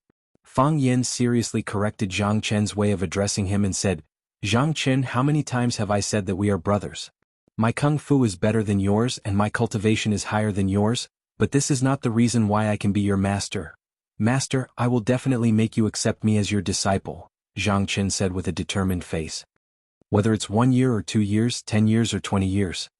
Fang Yan shook his head and said to Jiang Qin and Yuan Lin, There are too many troublesome guys who want to learn martial arts from me. If I agree to every one of them, how can I do my favorite job of teaching and educating people? Reading books, writing and reading poems, how romantic is that? What's the point of fighting and killing? I'm a person who advocates peace. I hate war. Fang Yingying covered his butt, not daring to say anything. The messenger of peace had just been kicked by him. Yes, yes. Jiang Qin held Fang Yan's arm and nodded repeatedly. Mr. Fang still needs to tutor me in Chinese. Exactly. Teacher Fang is a knowledgeable, refined, and gentle man. How could he be a hooligan who only knows how to fight and kill? Yuan Lin the little tail also praised. But Mr. Fang's fighting posture is also very handsome. Really? Fang Yan's face lit up, but soon he said with a serious face, Learning martial arts is to strengthen the body and protect the country. If a martial artist wants to use martial arts to act cool in the modern city, then I can conclude that this martial artist will not have any achievements. I often tell my juniors this. Fang Yingying, Fang Haohan, do I often teach you this? Fang Yingying and Fang Haohan didn't know how to express their feelings at this time. They had always thought that they could finish their apprenticeship, but the longer they interacted with their uncle master, the more they felt that he was an existence that they could only look up to. It was not enough to rely on hard work.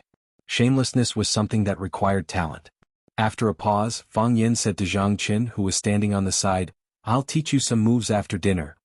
"Thank you, master." Zhang Qin was overjoyed. Fang Yin agreed to teach him moves, which was equivalent to giving him guidance in disguise. Fang Yin waved his hand and said, "Make the chicken well." "Make the chicken well." "Yes, master."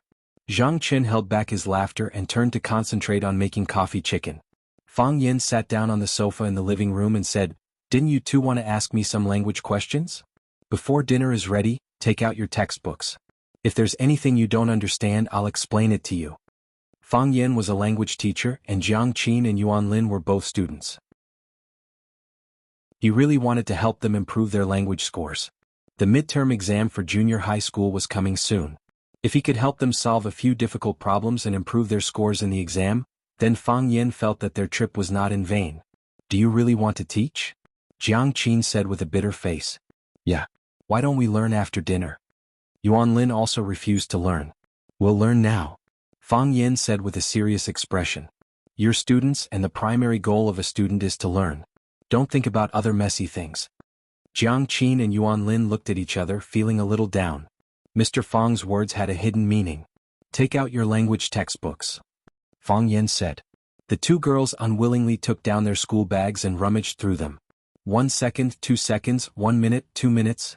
What was even more strange was that the two girls' delicate skin blushed and there were fine beads of sweat on their foreheads. Fang Yin looked at Jiang Qin and Yuan Lin, who were almost putting their heads into their school bags, and asked, "What are you two doing? Is it so hard to find a textbook? Is your school bag a bottomless pit?" "Mr. Fang." Jiang Qin's little face was about to cry. "I forgot to bring my language textbook." "Me too." Yuan Lin's little face was also red.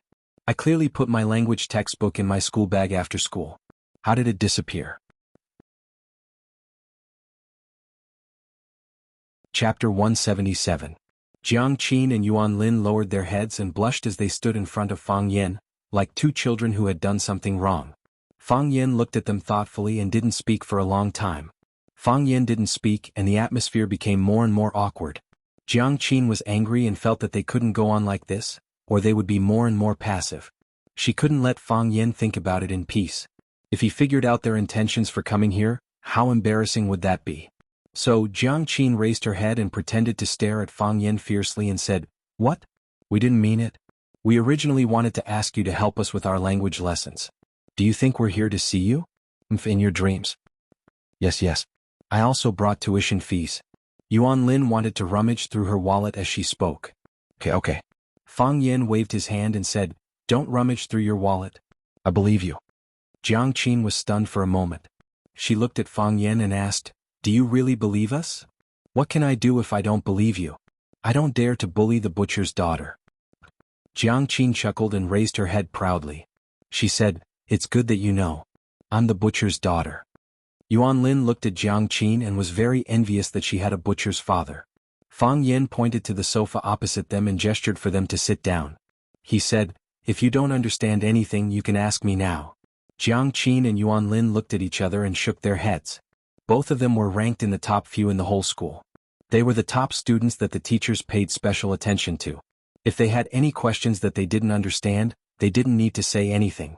The teachers of each subject would go up to them and give them guidance. "The exam is coming. You two have to study hard and don't run around," Fang Yin said. Jiang Qin and Yuan Lin lowered their heads and said nothing. Neither of them liked this kind of preaching education. "This year is the most crucial and important year for all of you. You must get good results," Fang Yin continued. The two girls became even more impatient. Their ears were about to get calluses from hearing such words every day. "I'll wait for you at Rosefinch," Fang Yin said. "Really?" Jiang Qin and Yuan Lin exclaimed in surprise. "Really?" Fang Yin nodded. He knew what these two little girls were thinking. This was a stage that everyone had to go through in life. It was very ignorant and very pure, but it was also abnormally firm and fearless. He couldn't reason with them, and it was impossible for him to tell them that they shouldn't like him because it was impossible for them to be together. That would hurt their self-esteem, and if he didn't handle it well, they might give up on themselves. The consequences would be extremely serious. He was willing to wait for them to grow up, wait for them to mature. At that time, they would realize that they had fallen in love with such an outstanding man. Thus, he, very noble and very shameless, used the handsome man trick. "Can I take the exam for your class 9? Jiang Qin asked. "I also want to take the exam for class 9. "No. You can't take the exam for class 9. You can go to class 7 or 8, but you can't go to class 9. "Yes. I want to be together with you." "I don't want to be with you. Who told you to change my phone number?" "At worst, I won't change it in the future." Their bad moods came and went quickly, and their smiling faces would suddenly blossom into a bright smile. They would quarrel over a simple question, and they would look forward to their beautiful future. It was good to be young. Seeing the two girls chattering in front of him about the unreachable matter, Fang Yan's mood inexplicably improved. No wonder everyone liked little Loli, because every frown and smile of theirs were very cute. After the meal, Fang Yan fulfilled his promise and taught Jiang Qin some moves. Fang Yan especially went back to his room and changed into a white scholar's robe, looking handsome and elegant. He also deliberately stood in a row with Fang Yingying and Fang Haohan, making people feel that he was a dragon among men and a crane among chickens. This made Jiang Qin and Yuan Lin, the two brainless fans, applaud again and again. Their eyes were full of little stars. Jiang Qin, who was wearing a black sportswear, stood in front of Fang Yan and bowed to Fang Yan. "Master, please advise me."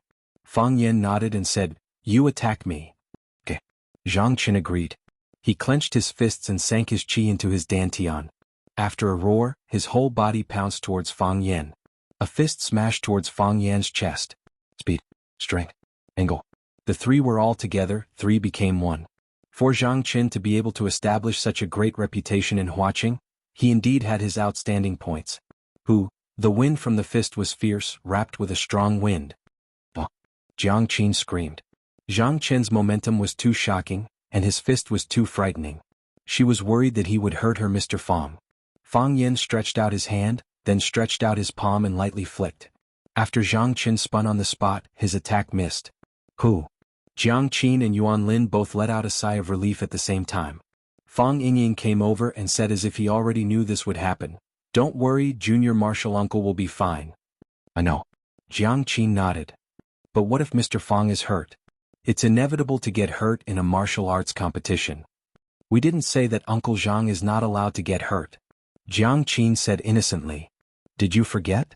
Fang Yan asked. Jiang Qin thought for a while and said, "I forgot." Again. Fang Yan said. So Jiang Qin moved his chi into his dantian again, clenched his fists and punched at a faster speed, heavier strength and a more tricky angle. This punch was still aimed at Fang Yan's chest.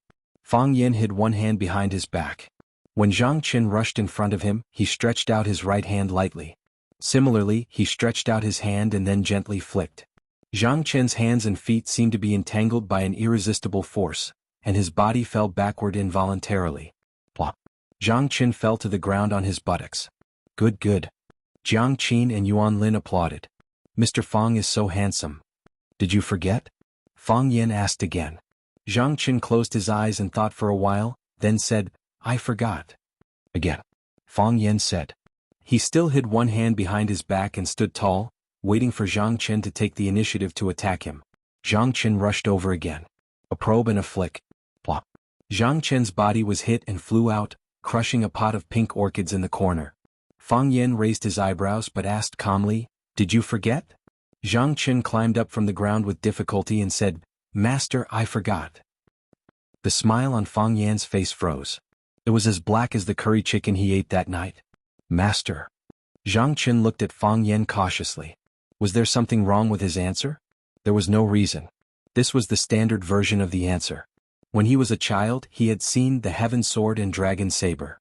Zhang Sanfeng wanted to teach his grandson Zhang Wuji Tai Chi. When he demonstrated it for the first time, his grandfather asked Zhang Wuji, "How much do you remember what I taught you?" Zhang Wuji said, "Big master, I only remember half of it." Zhang Sanfeng demonstrated it again and asked, "What about now?" Zhang Wuji replied, "Only less than half of it is left." After the third demonstration, Zhang Sanfeng asked, What about now? Zhang Wuji said, I have forgotten everything. Everyone was worried sick. They thought, why is this child so stupid? Big Master taught you martial arts. How can you forget everything? Unexpectedly, Zhang Sanfeng's old face was beaming like a flower as he praised his grandson's talent. Although he was young at that time, he still felt his blood boiling when he saw this scene. Now, teacher Fang Yin demonstrated it 3 times and asked him 3 times, did he forget? According to Zhang Wuji's answer, shouldn't he have forgotten everything? Only then would he be able to show that he was a rare martial arts genius with extraordinary comprehension like Zhang Wuji? You have forgotten everything I taught you? Fang Yin asked. Master, I have forgotten everything. Since you've forgotten everything, doesn't that mean my efforts were in vain? What's the point of continuing to teach you? Fang Yin shouted harshly. Master. Zhang Qin was shocked.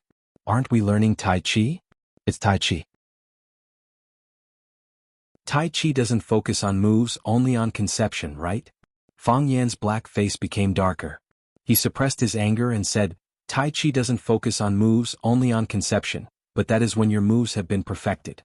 Only when you see the mountain but not the mountain and the water but not the water can you reach the 3rd level. You don't even know whether the Tai Chi moves are horizontal or vertical. Do you know what the conception of Tai Chi is? Do you think you are Zhang Wuji? Zhang Chen's eyes widened and his face was full of surprise. So that's what happened? Old Master Jin has done a lot of harm. This guy thinks he is shooting a movie, Fang Yingying said with a smile. He is even stupider than me, Fang Haohan said. After Jiang Qin and Yuan Lin understood the mistake made by Zhang Qin, they laughed again and said, why is it so funny? Why is it so funny? Zhang Qin lowered his head in shame and said, Master, I was just talking nonsense. I've memorized all your moves. It was really shameful for such a man to make such a naive mistake in front of a girl. Tell me then, what did you remember? Fang Yin asked seriously. Zhang Qin thought about it seriously and said, I attacked 3 times and Master used the same move and the same strength to fight back. Fang Yin nodded and said, the moves are the same and the strength is the same. Nothing changed. However, the results of my 3 counterattacks were different. The first time, Master just dissolved my fist force and made me turn in a circle. The second time I felt that my body was tied up and I couldn't move or escape, so I fell to the ground. The third time I didn't have any reaction at all, and there was an irresistible force that sent me flying. Zhang Chen's eyes lit up and he asked excitedly, Master is teaching me how to use strength. Chapter 178. The boy was worth teaching. Fang Yin had seen Zhang Chen and Fang Yingying sparring with Fang Haohan a few times, but he had never made any comments on Zhang Chen's kung fu. Only after he had a certain understanding of Zhang Chen did he offer to feed him moves. Although Fang Yin had never thought of taking Zhang Chen as his disciple, he absolutely did not want the person he sincerely wanted to help to be a brute who only had brute force. If he was really just a brute, Fang Yin would not make any changes to his moves and the way he exerted his strength. It was better to let him be brute for a lifetime than to let him be brute for a while. Maybe he could really walk a different path. Huaxia's 7 addicts, which one of them did not become the best in their field because of their extreme foolishness? Zhang Chen could see the true meaning of Fang Yan's feeding, which was barely a pass. Good guess. Fang Yan nodded and said. He pointed at Zhang Chen's arms and chest and said, your whole body is full of strength, but there is no place for you to exert your strength. It's like writing with a brush. The ink must be evenly used, the thickness must be appropriate, and the density must be well proportioned. Only in this way can you become a master of a generation. Have you seen any calligrapher whose strokes are of the same thickness? Zhang Qin shook his head. Tai Chi is about using softness to overcome hardness, but if hardness reaches the extreme, it is also Tai Chi. Yin and Yang are 2 extremes, and you occupy both extremes of Yang, Fang Yin said. You are not a flexible person and this has something to do with your own character. So what you need to do now is to continue to polish your strength. Still practice strength? Zhang Qin did not understand. With a flick of his foot, a green brick landed in Fang Yan's palm. He slapped it with his palm, and the blue brick immediately turned into powder. Wow! Jiang Qin and Yuan Lin exclaimed again. Mr. Fang is too handsome, too handsome. Fang Yingying smiled and said, I can do it too. Mr. Fang is so awesome. He gives people a sense of security. Fang Yingying touched his face and felt the cruelty of life even more clearly. This world belongs to handsome men. Fang Yin clapped his hands and the ashes fell to the ground. Fang Yen flicked his toes and another brick landed in his hand. He gathered his strength and made his move. His palm lightly pressed forward. The blue brick was still the same blue brick from before, and it didn't look any different from before. "Stretch out your hand," Fang Yen said. Zhang Chen stretched out his hand, and Fang Yen placed the blue brick in Zhang Chen's palm. Zhang Chen clenched his fist tightly, and the green brick turned into powder and slipped through the gaps between his fingers. "Do you understand?" Fang Yen asked. "Understood." Zhang Chen nodded. In the world of martial arts, only speed is unbeatable. In the world of martial arts, strength is unbeatable. Whether it's speed or strength, it can make you invincible. Of course, you're now at the bottleneck of increasing your strength, so think about how I knocked you down in 3 moves. Once you understand, your bottleneck will naturally be solved. Zhang Chen was the 3-time boxing champion of Huaqing. It wasn't difficult for him to break a brick or a walnut. However, he couldn't lift something heavy as if it were light, and he couldn't lift something light as if it were heavy. In the end, boxing was still boxing. Compared to Fang Yen, who knew the inner force mantra, there was a huge gap. For example, as he grew older, Zhang Chen's speed would become slower, his strength would become lighter, and the angle would deviate. However, Fang Yen and the others would not. The older they were, the faster they were, the more powerful they were, and the more accurate the angle of their attacks would be. This was the effect of inner force. What was inner force?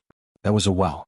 When you were young, you would constantly fill it with things, and the quantitative change would lead to qualitative change. When the well was full, it would gush out, and what you needed would be endless.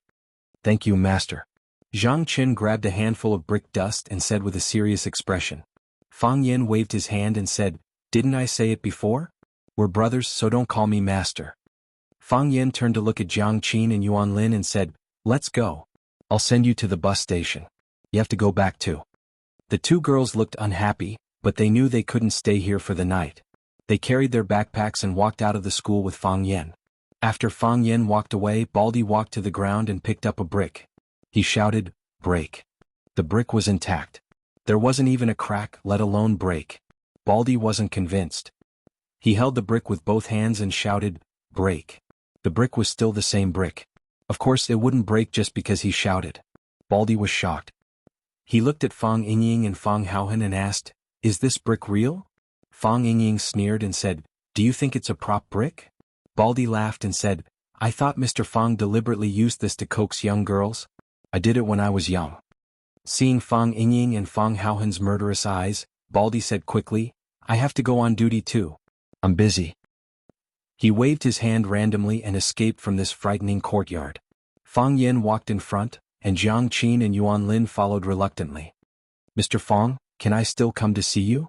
Jiang Qin asked. "Yes," Fang Yen said. "Then I'll come tomorrow?" "You can't come tomorrow," Fang Yen said. "You can't come before the midterm exam." "Mr. Fang," Jiang Qin said anxiously. "Then I'll bring the language textbooks tomorrow." Yes. "We'll come tomorrow and bring the language textbooks," Yuan Lin said. "We'll pay for the tuition. We won't waste your time." Fang Yen stopped and turned to look at Jiang Qin and Yuan Lin behind him. He said very seriously, "I promised you that I'll wait for you in Rosefinch. So, you also promise me that you'll study hard before entering Rosefinch, okay?" Jiang Qin still wanted to argue that she came to find him to study hard and get better grades. However, when she met Fang Yan's eyes, she couldn't say anything. He understood everything that was on her mind. "I promise," Jiang Qin said. "Kiss." Yuan Lin pulled Jiang Qin's hand eagerly, indicating that she shouldn't be silly. "I promise you," Jiang Qin said. "I promise you that I'll study hard, I promise you that I'll get good grades in every exam, I promise you that I'll enter Rosefinch High, I promise you that I'll enter Class 9. I promise you that I won't fall in love with you easily." "Okay," Fang Yen said with a smile. After getting Jiang Qin's confirmation, Fang Yen felt as if a heavy burden had been lifted off his shoulders. Jiang Qin stared at Fang Yen with a burning gaze and said, "But before I get into Rosefinch, before I enter Class 9, before I grow up and become an adult, can you wait for me and give me a chance to fall in love with you?" The smile on Fang Yan's face instantly froze. "You promise?" Jiang Qin asked eagerly. Fang Yen waved his hand and said, "It's late, go back." Without waiting for Jiang Qin and Yuan Lin to respond, he had already turned around and left. Jiang Qin wiped her tears and looked at Yuan Lin and asked, "Am I too useless?" The bet between Fang Yen and Zhang Yu was known by everyone. Even some of the school's higher-ups knew about the bet between the two. In the anticipation of countless people, the midterm exam of Rosefinch Secondary finally arrived. The students of Class 1 and Class 9 were all full of energy, wholeheartedly thinking of defeating their opponents in this exam. Class 1 wanted to prove to the teachers and students of the school that Class 1 was Class 1 and that the class of kings could not be ignored. The students of Class 9 also wanted to prove that their learning ability was not worse than others, that their IQ was not lower than others, and that Class 9 could also be number 1. The midterm exam was the school's big exam. The grades of all the students in the school had to be ranked, and even the report cards had to be mailed to the parents of each student. This was the test of half a semester, and also an important conclusion. For this exam, all the teachers and students in the school were mobilized. The students were divided into different classes, and the invigilator also made careful arrangements. For example, the first-year math teacher would invigilate the third-year language exam, and the third-year English teacher would invigilate the first-year math exam. It was absolutely impossible for the teacher of the class to invigilate the students of the class. Fang Yen stood on the podium of the classroom, looking at the students below the stage for the final general mobilization, and said, "I have already written a letter of apology." Wow, the whole audience was in an uproar. "Mr. Fang, do you not trust us that much?" "Mr. Fang, we can definitely beat Class 1. Teacher, don't be like this, okay? We are full of confidence." The students reacted very fiercely as if they had been greatly insulted. Fang Yen waved his hand, motioning for everyone to quiet down, and said, "I will first read a paragraph for everyone. Everyone listen to what I have written." Fang Yen cleared his throat and said, "I fear the starry sky because it is endless and makes people realize their own insignificance. I cherish morality because it makes people realize their own shortcomings and re-establish their own beliefs. I respect my opponent because he defeated me with great strength, woke me up, and let me taste the taste of defeat and tears of humiliation. I've fantasized countless times that I'm on the winning side. Even in my dreams I still hope so. How can I lose? I'm so strong. How can I lose? My journey is the galaxy in the distance. Yes, I am very strong. But my opponent is even stronger. My journey is the galaxy in the distance, but my opponent's journey is a place that I can't see. My opponent is handsome, wise, gentle, and kind. He respects the school leaders, unites with fellow teachers, cares for every student, and truly treats every student as his own child." The students' faces were red, and their breathing was rapid. Chuanjiasha clenched his fists, wishing he could rush up and tear the letter of apology into pieces. "Mr. Fang, how could he write such a letter of apology?" Fang Yen glanced at the students below the stage and said, "Oh, I forgot to tell you, this letter of apology is written by me to teacher Zhang Yu." Chapter 179. In the examination room, the students were all engrossed in answering their papers. Only the slight breathing and the rustling sound of the pen tips sliding on the paper could be heard. Fang Yin and a language teacher named Li Xiaowei were invigilating the second-year mathematics exam at the same time. Li Xiaowei walked around the examination room. Her small eyes behind the thick glasses were extremely sharp. She took in every student's every move. She was a very responsible invigilator. Fang Yin sat on the podium. His eyes were gentle and smiling as he glanced at the students' answers. Most of the students were well behaved. They were either thinking with their heads down or answering quickly on the draft paper. However, there were also some students who tried to take a shortcut and directly copied other people's learning results onto their own papers. Fang Yin stared at a target. This was a little fatso wearing rimless glasses. He looked simple and honest. The pen in his hand never stopped.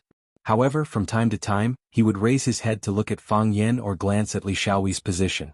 This had already exposed his absent-mindedness and guilty conscience. "I'm telling you, don't have any illusions. Everyone has to rely on their own ability to take the exam. If I find anyone cheating, the papers will be confiscated. All the results will be invalid. I'll even have to ask your parents to come." Li Xiaowei had also discovered some of the potential enemies in the classroom, so she threatened them sternly. Most of the students lowered their heads to answer their papers. Some students, in order to prove their innocence, bravely raised their heads and smiled at Li Xiaowei. They looked for the students who might have cheated with her. Fatso also raised his head and smiled. However, the smile on his face was a little unnatural. In the eyes of the adults, students at this age did not have mature acting skills. Li Xiaowei walked past Fatso. At this moment, a ball of paper from the next table flew towards little Fatso. This kid had an accomplice. Li Xiaowei seemed to have grown glasses on the back of her head. She suddenly turned around and looked around. Little Fatso's face was pale. He lowered his head and did not dare to breathe. Even though it was a cool and rainy day, his forehead was still dripping with sweat. His unusual behavior immediately attracted Li Xiaowei's attention. She rushed in front of little Fatso and pulled out his test paper. Her eyes were like radar as she scanned little Fatso's desk. He put away his draft paper, opened his pencil case, and even unscrewed the cylindrical pen he used to answer questions to see if there was anything hidden in it. No evidence of cheating was found. "Stand up," Li Xiaowei said in a low voice. Fatso's legs were trembling as he stood up shakily. "Tell me, where is the answer hidden?" Li Xiaowei glanced at Fatso's body and clothes and asked aloud. "Teacher, there is no answer," Fatso said through gritted teeth. "No? Not as scared as you?" Li Xiaowei sneered. "Teacher, my body isn't good. I'm sick. Sick. I think it's a mental illness, right?" Li Xiaowei was very angry and dissatisfied with Fatso. However, she couldn't find evidence of Fatso's cheating, so she couldn't continue to harp on it. It would delay Fatso's exam time and affect the other students' exam state. "I'm telling you, Zhang Sanxin, I'm telling you, I'm watching you. If you dare to cheat, don't blame me for being rude to you." "Teacher, I won't," Fatso replied in a low voice. "Sit down," Li Xiaowei said. Fatso sat down and took the pen to write and draw on the draft paper. He looked like he was doing the math seriously. Li Xiaowei stood next to Fatso and stared at him for a while. She really couldn't find anything suspicious, so she turned and left. When Li Xiaowei left, little Fatso breathed a long sigh of relief. He glanced at the ground. There was a rolled-up piece of waste paper. Because it was in the corner of the table, it was hard to see it. He stretched out one of his feet and tried to pick up the small ball of paper with his other foot. At this moment, a large hand reached over and nimbly picked up the ball of paper from the ground. Fang Yin held the paper ball in his hand and looked at little Fatso thoughtfully. He looked like he knew everything. Little Fatso's pupils expanded, and his face turned purple. He was scared out of his wits. The sweat on his forehead was even denser, and his expression was even more embarrassed. He looked at Fang Yin with pleading eyes, like a pitiful puppy begging for a bone that could save its life. Li Xiaowei saw Fang Yan's action and quickly walked over. "What's the matter?" Li Xiaowei asked. "It's nothing," Fang Yin said with a smile. "We have to remind the students to try their best to maintain the cleanliness of the examination room during the exam. Don't litter." As Fang Yin spoke, he flicked his finger gently, and the paper ball flew toward the wastepaper basket in the corner of the classroom. "Mr. Fang," Li Xiaowei shouted, but she was still a step too late. She said anxiously, "Mr. Fang, this may be the evidence of students cheating. How can you not open it and check it?" After that, Li Xiaowei glared at Fang Yin fiercely and ran toward the wastepaper basket in the corner of the classroom. She searched for a while, but she couldn't find the paper ball that Fang Yin had just flicked in. There was a pile of charred paper ash on the surface of the wastepaper basket, which seemed to be the paper ball that Fang Yin had just thrown in. But how could it be charred? Li Xiaowei couldn't get any evidence, so this matter could only be dropped. Fang Yin looked at Fatso and said, "Do your best in the exam." After that, he turned around and walked toward the podium again. The bell rang. Under the urging of Fang Yin and Li Xiaowei, the students began to hand in their papers. When Fatso handed in his paper, he glanced at Fang Yin and left without saying anything. Fang Yin saw that the back of his paper was a large blank. Li Xiaowei saw that there was no communication between Fang Yin and Fatso, so she concentrated on sorting out the papers in her hands. She sealed them in a bag and marked them together. After the math exam, this morning's work was temporarily over. Fang Yin and Li Xiaowei sent the papers to the Academic Affairs office together. They had a short meeting in the office to make a summary, and then everyone went home to eat. When Fang Yin walked out of the tree-lined path, there was a voice behind him. "Mr. Fang?" Fang Yin turned around and saw the cheating Fatso running toward him. Fatso was panting. It seemed that he rarely participated in sports. He stood in front of Fang Yin and said gratefully, "Mr. Fang, thank you. If it weren't for you, I would be finished today." "Why?" Fang Yin asked sternly. Fatso and Zhang Sanxin looked at Fang Yin with a puzzled face. "What? Since you know the consequences are so serious, why did you choose this method of cheating?" Fang Yin asked aloud. "My math scores are not good. This time the questions are so difficult. Have you thought about it?" Fang Yin looked at Zhang Sanxin and asked, "If your paper ball fell into the hands of Teacher Li, What kind of consequences would you have to bear? If I had the same idea as Teacher Li, what kind of consequences would you have to bear? So I'm really grateful to Mr. Fong. If it weren't for Mr. Fong, all my results would have been cancelled, and my parents would have been called over. Fang Yen shook his head and said, Zhang Sanxin, I helped you not to make you thank me. I helped you not to let you realize that the cost of making a mistake is not that high, but to have a fluke in the future. I always believe that everyone should bear the consequences of making a mistake. You obtained your results by cheating. Isn't this unfair to those students who really rely on their own efforts to get the results? Mr. Fong, I'm sorry. Zhang Sanxin said with a ashamed expression. You can borrow money, but don't think you can borrow other people's knowledge. Knowledge is always in the hands of the real owner. Others can't borrow it or take it away. Even if you get it temporarily, it may be taken away at any time. You even have to pay a heavy price for it.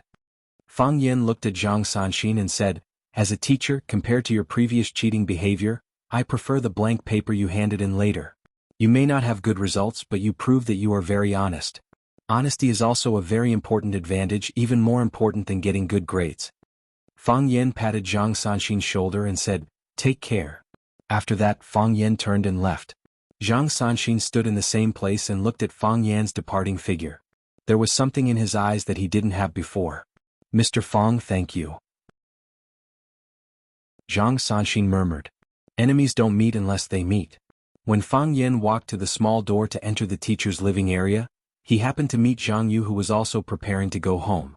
Fang Yen. Zhang Yu's voice seemed murderous. Hello, Miss Zhang.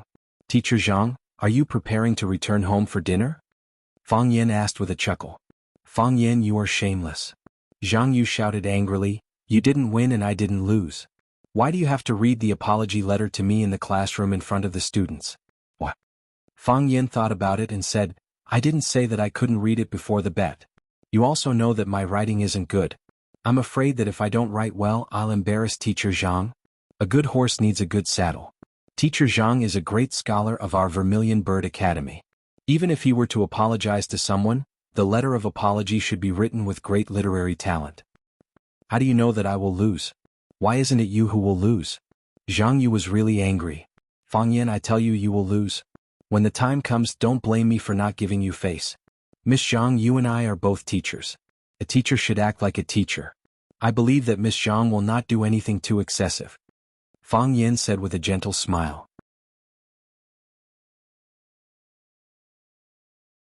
Chapter 180. The rain is drifting just like our damp and flying mood at this moment. Wearing our beautiful coats, holding a colorful umbrella, we went out and walked in the rain. Carefully feel the beauty of the rain, feel the breath of our youth. What is youth? It's electricity, it's light, it's hard work, it's the courage to win first place. It's you like me and I like you, it's infinite possibilities and opportunities. Good afternoon everyone, I'm the host of the campus radio program Little Wu. According to the previous program routine, now is the time to recite the poems sent by the Poetry Club, or recommend a few pieces of music to suit the occasion. But today will be different.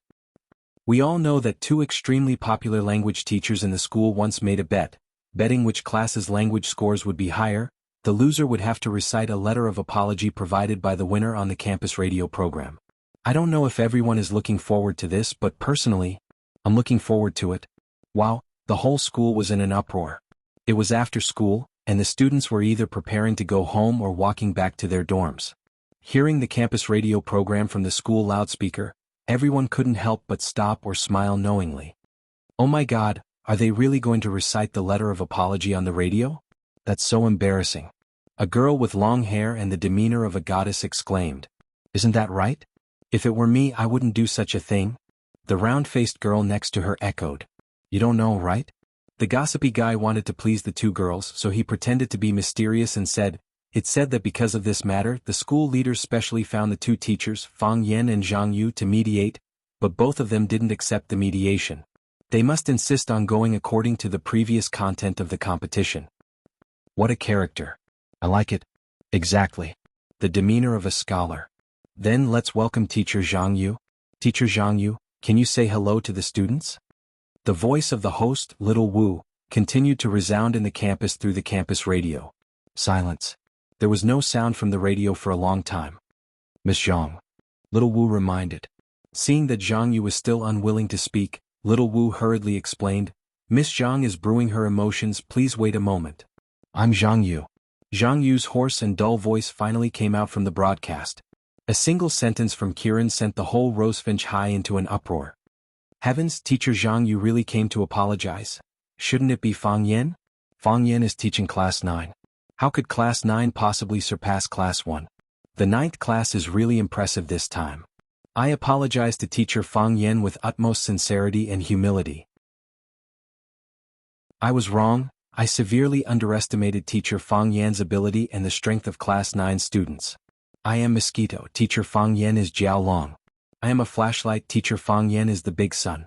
I am a bicycle, Teacher Fang Yan is a Ferrari. The faces of Class 9 students showed puzzled expressions. Wang Haoran, did I hear it wrong? Is this a letter of apology written by Mr. Fang? Yes, it shouldn't be, right? We've all heard Mr. Fang's letter of apology. Mr. Fang read it in public in the classroom. It should be. Huang Haoran was also puzzled and said, this is the content of the bet. Presumably, Zhang Yu wouldn't dare to change the content of the letter of apology. Besides, there's no such way to change it. It must be known that although the letter of apology read by Fang Yan sounded very immoral, it was still within the acceptable range of normal people. Like this time, Mosquito and Jiao Long, Bicycle and Farron? Who would have the nerve to praise themselves like that? I am acutely conscious of my own error. I only have myself to blame for this punishment. I shouldn't have taken the initiative to provoke Teacher Fang Yan, and even more so, I shouldn't have forced him to accept my challenge. In a situation where he repeatedly rejected me, I was still unwilling to let him go. Teacher Fang Yan, I was wrong. In order to express my apology, I want to give you a tongue twister. I hope you like it. Students, did you hear that? Teacher Zhang Yu is going to say a tongue twister, the host, Little Wu, said happily. Darkening, Zhang Yu finished reading. Everyone was dumbfounded. What were they talking about? He only heard a long part of hui hui hui, but he didn't understand the meaning of this tongue twister at all. Mr. Zhang Yu? Little Nothingness asked timidly, may I ask what you're reciting is black ash, fat ash will volatilize, gray ash will be taboo, black ash will be black ash, flower will return to fey. Ash, black fertilizer will evaporate and turn into ash. Is this it? I'm done reading it. Zhang Yu roared angrily, and then there was a loud bang from the broadcast. Everyone knew that it was the sound of Teacher Zhang Yu slamming the door and leaving. There was a long period of silence from the broadcast, as if the host had also disconnected. After a long time, the host, Little Wu, sighed softly and said, Teacher Zhang Yu is from Shaman? Is this really appropriate for him? Is this appropriate? Lu Chaoga asked. In Lu Chaoga's office, she and Fang Yan had just enjoyed Teacher Zhang Yu's performance on the campus radio station. That hui hui hui part almost made her drop her jaw in shock. What? Miss Zhang is from Shaman? Fang Yan looked shocked. I didn't know that at all. I just felt that when he talked to me the words gray and fly weren't very coherent. I didn't expect that I would guess it right. Lu Chaoga drank a few mouthfuls of tea and then looked at Fang Yan's face again. She said, I know that you didn't write this script before. Your apology letter has been read in class and I have the original text here. As Lu Chaoga spoke, she took out a piece of paper from the folder and handed it over. Fang Yan took the paper and looked at it. It was the hipster version of the apology letter that he had read in class. I fear the starry sky because it is so deep that it makes people feel small. I changed it, Fang Yan said. Why did you change it? That was a trick to lure the enemy, Fang Yan said. Lure the enemy? When I wrote the apology letter, the exam results hadn't come out yet. Although I kept saying that we would win and I said that to everyone, but how did I know that I would definitely win? What if I lost? So, you wrote such an apology letter that Zhang Yu could completely accept. When the exam results came out, if you lost, he could only write an apology letter according to your standards. Is that right? Something like that, Fang Yan said. In the end, you won, but you gave him another apology letter. You can't say that. Fang Yan waved his hand. I didn't want the relationship between my colleagues to be too stiff, and I didn't want others to call me despicable and shameless. My nature is actually not bad. You have to admit that I am a kind person. Something happened later, which prompted me to make such a decision. What happened? After the math exam, he blocked me at the small door and said that I would definitely lose. He also said that he would use the cruelest way to humiliate me. I thought about it, I can't lose, Fang Yan explained, feeling wronged. So he's at a disadvantage. Lu Chaoge was silent again. The topic Terminator always had this ability. After he said something you wouldn't know how to continue.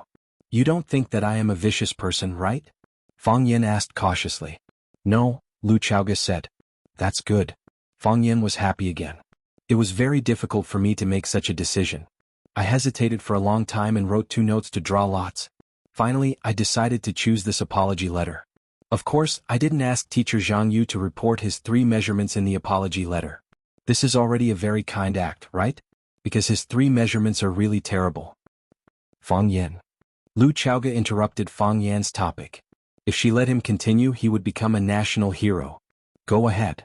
Fang Yin smiled gently and made an inviting gesture. Congratulations. Lu Chaoge said. This is a subversion. In the past, Class 1 has always been Class 1. No class could surpass them. Even in a single subject it was the same. Fang Yin and Zhang Yu's bet ended with Class 9 winning Class 1. Class 1 and Class 9 had the same number of people. Class 1's average score for a single subject was 117 points, while Class 9's average score was 121 points. Class 9's average score was 4 points higher than Class 1's. Don't look down on these 4 points. In the past, Class 9's results were far ahead of other classes. Even Class 2, which was the closest to Class 1, was a long distance behind them. Not to mention Class 9, which was ranked at the bottom. This time, after the change of the language teacher, Fang Yin carried out a series of new teaching methods to stimulate the students' learning enthusiasm. After this competition, Class 9 actually defeated the King of Champions class. Therefore, it was not an exaggeration for Lu Chaoge to say that this was a subversion. More importantly, not only did Class 9 take home the first place award for the average score of the language subjects, but they also took home the first place for the language subjects, the first place for the mathematics subjects, and the first place for the other subjects. That's right, only the Rosefinch goddess, Qin Tian, could have such a heaven-defying performance. Tangqing also performed quite well. His total score and average score were among the top 5 in the school. He was following closely behind Qin Tian. The results obtained by Class 9 this time could only be described as dazzling.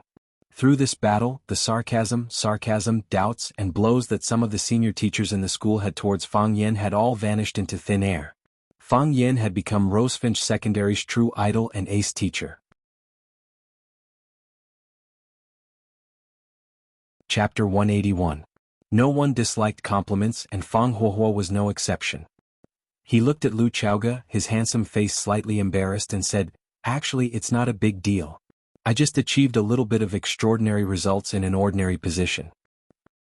Lu Chaoge thought to herself, "That's right, but why does it feel strange and absurd when it comes from Fang Yan's mouth?" Seeing that Lu Chaoge did not speak, Fang Yan pretended to be indifferent, but very concerned, and asked, "There's only verbal praise from the school leaders and no physical rewards?" "I'm going to buy Rosefinch," Lu Chaoge said. Fang Yin was shocked and said, "You don't have to be so polite, right? Although I've made some contributions to the school, it's something I should do. You don't have to give me the whole Rosefinch, do you?" Fang Yin quickly calmed down, thought about it seriously, and said, "Is it because I helped you before? If it's because of that, I'm willing to accept it." Lu Chaoge was now the second largest shareholder of Longtu Group, and she was a super rich person with a net worth of billions. If she bought a school for him because she was grateful for his selfless help and life-saving grace, it was completely understandable. Lu Chaoge looked at Fang Yin calmly and said, "You've already used your results to prove to everyone that this teaching method is excellent and effective. However, if I want to promote it to the whole school, there will still be a lot of resistance. So, I want to buy Rosefinch." "I'll be the principal?" "I'll be the principal." "You'll be the principal yourself? Aren't you going to work at Longtu Group? Chairman or general manager or something?" "Yes. I'll continue to stay at Rosefinch." "What about me?" "Rosefinch Senior High School's Class 9 form teacher and language teacher. Class 9 needs you. The practice and consolidation of Fang Xin reenactment teaching method also needs you. We need better results to support my teaching reform. I need you to lead the students of Class 9 to achieve even more outstanding results and create even more dazzling miracles. The higher the position, the greater the responsibility. The greater the responsibility, the higher the official position, right?" Fang Yin decided to bargain with Lu Chaoge. Rosefinch Secondary's managing vice principal, Class 9's homeroom teacher and language teacher. I think this new position suits me very well. "That's what you think?" Lu Chaoga said. If an overly young guy who had only been teaching for less than 2 months was appointed as the school's vice principal, the students' parents would begin to doubt the quality of the school's teaching. Fang Yan's resume was too thin. He needed to produce more achievements, or at the very least he needed to wait for more years. Let's schedule a time to talk to Director Zheng, Lu Chaoga said. I think if you propose it, he'll consider it carefully. Zheng Tianqing's weakness was in Fang Yan's hands. If Fang Yan proposed a purchase plan to Zheng Tianqing would indeed consider it. Of course, the key was to make Zheng Tianqing profitable. You want the horse to run but you don't give it grass. How can you be a leader? Fang Yan said with a bitter smile. After saying that, he suddenly realized that there seemed to be something wrong with what he said. At this moment, Fang Yan's cell phone rang. He took out his cell phone and looked at the caller ID. It was his grandmother's house number. Fang Yan answered the phone and said with a smile, "Grandmother? Is that you?" His grandmother's doting voice said, "Brat, how do you know it's me? Can't it be your grandfather?" Fang Yan said with a smile, "If grandfather wants to talk to me, he'll call me directly to the study to talk." "You're smart. Fang Yan, come home for lunch today." "Grandmother, this afternoon I may." His grandmother directly interrupted Fang Yan's explanation and said, "Call little Lu.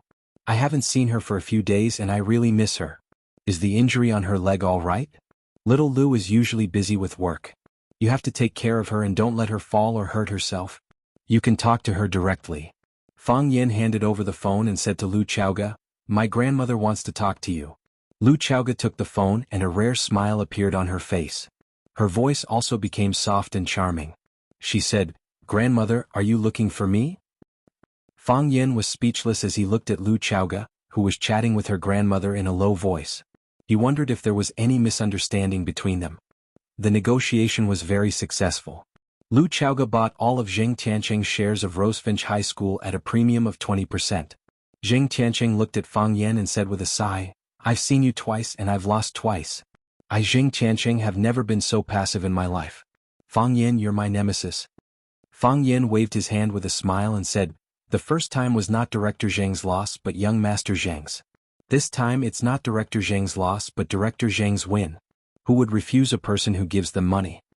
Zheng Tianqing laughed and patted Fang Yan's shoulder hard, saying, "Rosefinch Secondary is too small. It's really unfair for you to be a teacher. My original promise is still valid. If you're willing to work for me, I'll give you all I promised. No, I'll give you double. If you have any conditions, we can also talk about it in detail."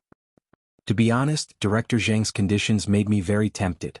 I've also hesitated countless times about whether to work for Director Zheng. However, I still decided to refuse Director Zheng's invitation and sincerely apologize to you. "What? I can't bear to part with those children's clear eyes and happy smiling faces," Fang Yan said. After refusing Zheng Tianqing's invitation on the way back to school, Lu Chaoga couldn't help but ask, "Are you really refusing Zheng Tianqing's luxury car, mansion, and high salary because you can't bear to part with those children's happy smiling faces and clear eyes?" "Not exactly," Fang Yan said. "I don't think his female secretary is as good-looking as you." Fang Yan glanced at the rearview mirror and said with a smile, "We're being followed." Lu Chaoga's eyes were cold as she asked, "Who could it be?" "I also think it's strange," Fang Yan said. "Logically speaking, you've already become a major shareholder of Longtu Group. What's done is done and others have no reason to touch you anymore. Who could it be?" "Call the police," Lu Chaoga said. "Not for the time being." Fang Yan said, "Aren't you curious about who is hiding in the dark like a rat in a sewer and biting people? Don't take risks." "Trust me," Fang Yan said. Fang Yan jerked the steering wheel, and the car rushed in a direction that deviated from the original route. The car behind him didn't hesitate and immediately followed. "They're quite open and aboveboard. They're following us in such a high-profile manner," Fang Yan said with a sneer. "Either they're skilled and bold or they're a group of idiots. I really hope it's the latter." The car sped all the way through the bustling city, through the remote streets, past the suburban houses, and finally arrived at the edge of the Yantian port. This was an abandoned port.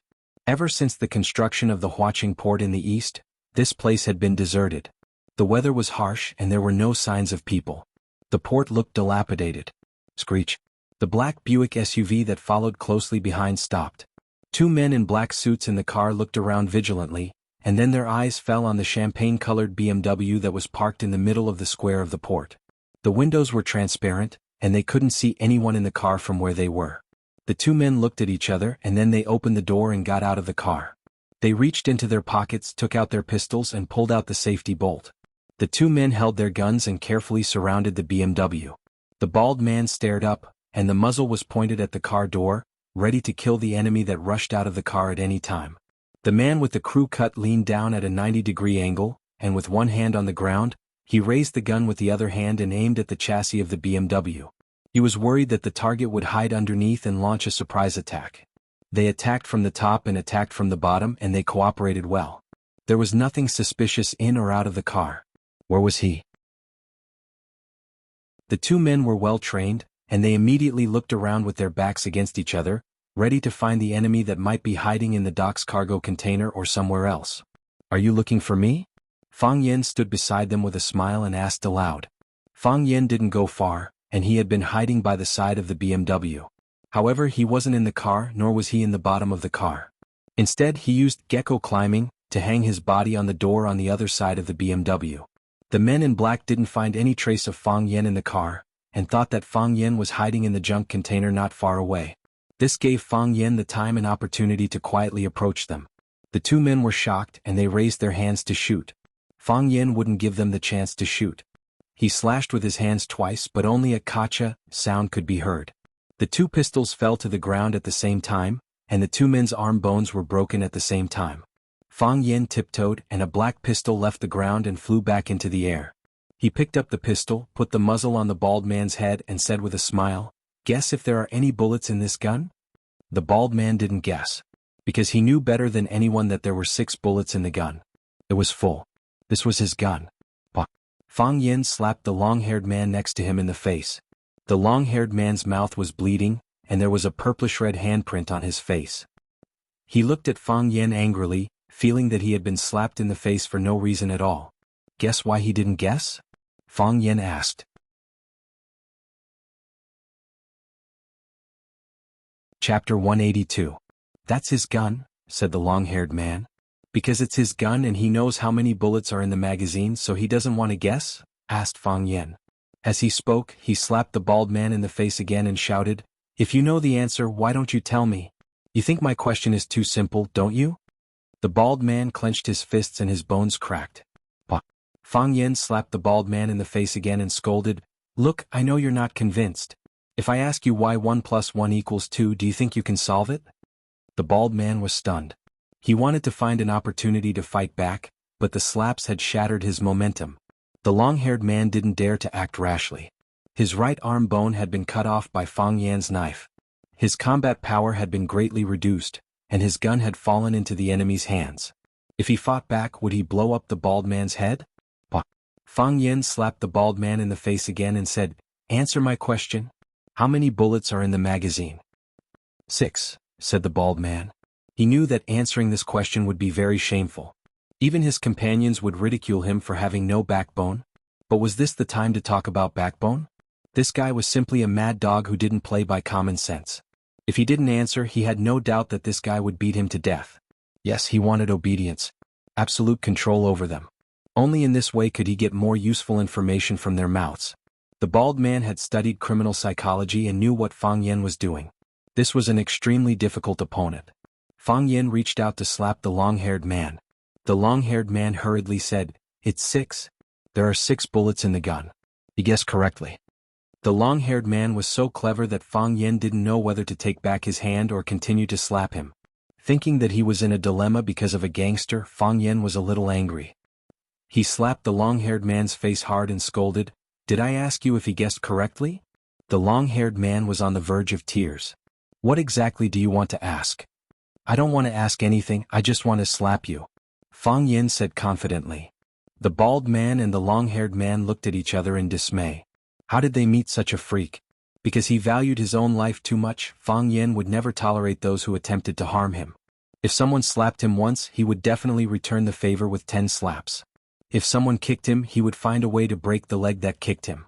If someone wanted him dead, then sorry, he wouldn't let them live a good life. If that person was Yi Ro, the first 3 conditions could be ignored. The two of them had been following him all the way. They were armed with guns and were extremely dangerous. Naturally, Fang Yen wouldn't be polite to them. "I won't kill you," Fang Yen said. "I know better than anyone that killing is a crime." The bald man and the long-haired man were relieved at the same time. As long as they could keep their lives, it was fine. They were afraid that this idiot would not care and directly beat them to death. As long as there's life, there's hope. But Fang Yen stuffed the gun in his hand into the long-haired man's broken hand. Then he raised his arm and aimed the gun at the bald man's head. "You will kill yourselves." The two men's faces were ashen. Could it be played like this? Why didn't they think of it? "So, now can you tell me who sent you to kill me?" Fang Yan's face was cold and his voice was extremely fierce. "We're not here to kill people. We're here to deliver a letter." The broken arm was unbearable and his forehead was covered with sweat. It was cold, but the long-haired man's clothes had been soaked with sweat. "What letter?" Fang Yan asked. "To deliver a letter to Miss Lu. Someone wants to see her," the long-haired man said. Fang Yan looked at the long-haired man thoughtfully and said, "Originally, you wanted to kidnap her, right?" The two men were silent. The order they received was indeed to deliver a letter. However, there were many ways to deliver a letter. They could deliver the letter to Lu Chaoga out of courtesy. They could also deliver the letter to Lu Chaoga and bring Lu Chaoga and the letter back at the same time. If it was the latter, it would be easier to negotiate. This was also the reason why they followed closely and unscrupulously prepared to take Lu Chaoga away. Of course, they also received news that the male follower of Lu Chaoga was good at martial arts. But so what? No matter how good his martial arts was, he would still be afraid of a kitchen knife. With a gun in hand, the world was mine. No matter how good his martial arts were, wasn't it something that could be solved with a bullet? The ideal was too full, but the reality was too shameless. "It seems that I guessed correctly," Fang Yan said. "Where's the letter?" The bald man reached into his arms and took out a rolled-up paper ball from his pocket. "Open it," Fang Yan said. The paper ball was dirty and there was a reddish-brown liquid on it. Fang Yan wouldn't reach out to touch it himself. When the paper ball was opened, it turned out to be a piece of charred flesh. "This is..." Fang Yan paused and his eyes became extremely sharp. "Human skin?" Because there was blood on it, it was likely to be a piece of flesh cut from a living person. What kind of person could actually do such a thing that was worse than a beast? Lu Chaoga came out from hiding. She had been hiding in an abandoned container not far away. As soon as the car stopped, Fang Yan drove her out and asked her to immediately find a place to hide.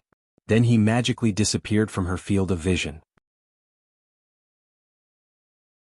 When Lu Chaoga saw the piece of flesh wrapped in white paper, her expression changed greatly and she asked anxiously, "Where is she?" The criminal used this piece of flesh to invite Lu Chaoga, which proved that the person had a close relationship with Lu Chaoga. But what kind of person was it? Fang Yan was full of doubts. "Come with us. Someone wants to see you," the bald man said. Fang Yan slapped the bald man's face and scolded, "You think we'll go just because you say so? A captive should have the awareness of a captive." Fang Yan didn't like the bald man's tone and way of speaking to Lu Chaoga. It was too aggressive. "I'll go with you," Lu Chaoga said straightforwardly. The bald man glanced at Fang Yan and didn't dare to speak rashly. But Fang Yan slapped the bald man's face again and scolded, "Didn't you hear what my friend said? She said she wanted to go with you. What do you mean by not saying a word?" Lu Chaoga looked at Fang Yan and said, "You go back. This matter has nothing to do with you." Fang Yan shook his head and said, "Can I go at this time? These people are vicious and cunning and they can do anything. If I don't go with you, I'm afraid you won't have any chance of winning the negotiation. Don't worry, no matter what happens, I'll stand by your side." Fang Yan's worries weren't unreasonable. If they really wanted to negotiate with Lu Chaoga, a phone call or a text message would be enough to inform her. They were giving her flesh and kidnapping her. It didn't look like they were going to negotiate. Now, someone very important to Lu Chaoga had been taken hostage by them. If they captured Lu Chaoga, would there still be a need to negotiate? The other party could directly decide the outcome. Lu Chaoga looked hesitant and finally nodded and said, "Thank you." Fang Yan smiled and didn't speak. Lu Chaoga drove and Fang Yan sat in the back, accompanying and supervising the bald man and the long-haired man, who tried to kidnap her but were kidnapped by Fang Yan. To Fang Yan's surprise, without the help of the bandits, Lu Chaoga drove her BMW to an old neighborhood. The car stopped in front of the villa, and Lu Chaoga pushed the door open and ran to knock. No one answered and the villa's yard was strangely quiet. Lu Chaoga knocked again and the door of the living room opened. The mute nanny ran to open the door with a frightened expression. She saw Lu Chaoga and desperately gestured to her not to go in. It was dangerous inside. Lu Chaoga nodded but still stubbornly walked past her. Fang Yen drove the bald man and the long-haired man out of the car like ducks, and took them to the villa's yard. "Are all your men up there?" Fang Yen asked. "Yes," the bald man replied, and there was a flash of fierceness in his eyes. Their men were all up there, and Fang Yen would soon get the retribution he deserved. "How many of you are there?" The bald man didn't answer. 10? Or more than 10? Fang Yen looked at the long-haired man and asked, "Oh, do they all have guns?" "No," the long-haired man replied. Fang Yen narrowed his eyes and smiled. It's not a good habit to lie. He kicked the bald man's calf in the knee, and with a crisp crack, the bald man's calf was broken by Fang Yen's kick. The bald man screamed, lost his balance and fell to the ground. The long-haired man turned to escape, but Fang Yen had already grabbed his neck. Crack. Without waiting for him to react, he had already stretched out his hand and broken the bones in his other arm. The long-haired man fell to the ground and screamed. Fang Yen walked over and stepped on his ankle. With a light tap of his toes, the bones in his foot were broken by Fang Yen. Both the bald man and the long-haired man had completely lost the ability to fight. Hearing the sound behind them, Lu Chaoga and the mute nanny turned to look at the same time. Fang Yen smiled and said embarrassedly, "I'm going to lighten the load first. There are many people inside. I'm afraid I can't beat them."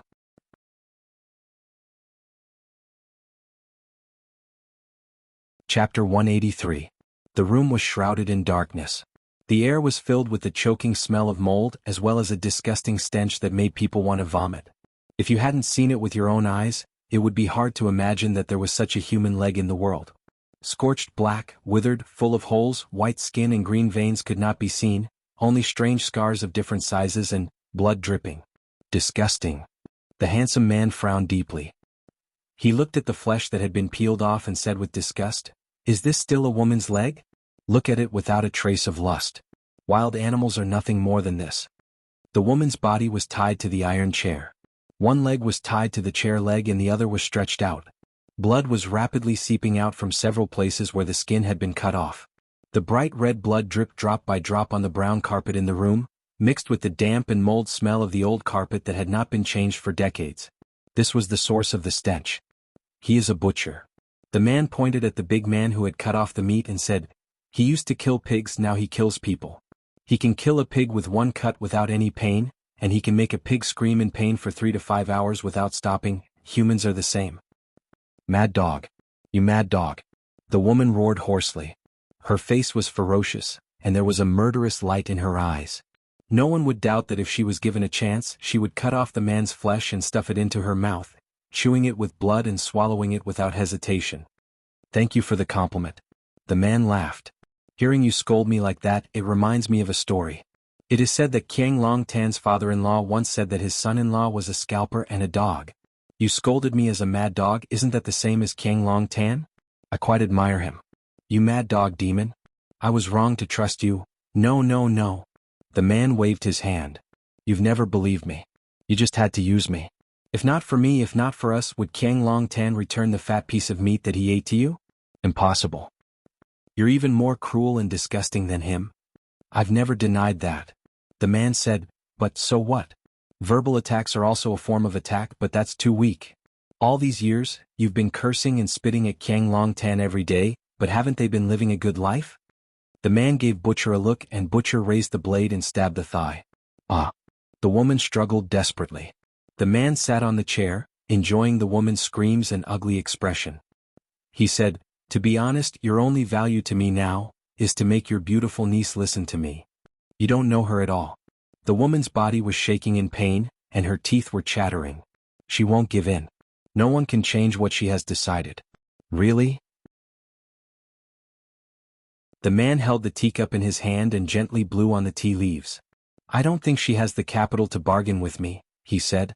Dong dong, there was a knock on the door. A middle-aged man in a black suit walked in and said in a deep voice, "Young master, they're here. Baldy and Ruler are lying in the yard, injured." "Ah, how exciting." The man laughed. "Then let's invite our young Miss Lu and her personal guardian angel in. I believe that she will soon know that she has made a stupid decision." The man responded and turned to leave. Soon Lu Chaoga and Fang Yan walked in. Although the room was dim, Lu Chaoga could still see her aunt tied to the chair. She stood at the door of the study and said in a cold and resolute tone, "I know what you want. If anything happens to her, I'd rather destroy that thing than give it to you. TSK, this is not the negotiation quality that an excellent heir should have." The man sitting on the sofa turned around and smiled at Lu Xiaoga, who had a fierce look in his eyes.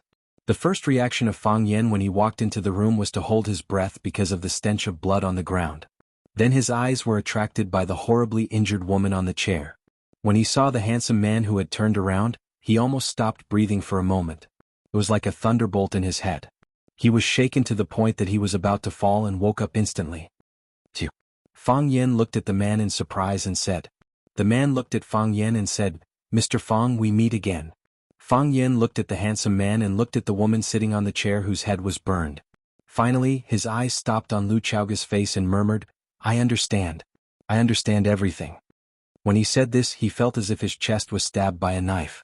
He didn't have time to defend and didn't know how to dodge. He just took the knife. He let the cold blade pierce into his flesh and the deepest part of his bones. Agitated. The pain penetrated his heart. Lu Chaoga's face was pale, but she insisted on not turning around and making eye contact with Fang Yan. She was running away. "Do you feel like you've been betrayed? Do you feel like you're a failure? That you've been a pitiful chess piece from beginning to end?" The man laughed and said, "The woman you trusted the most, the woman you gave everything for, the woman you saved her life.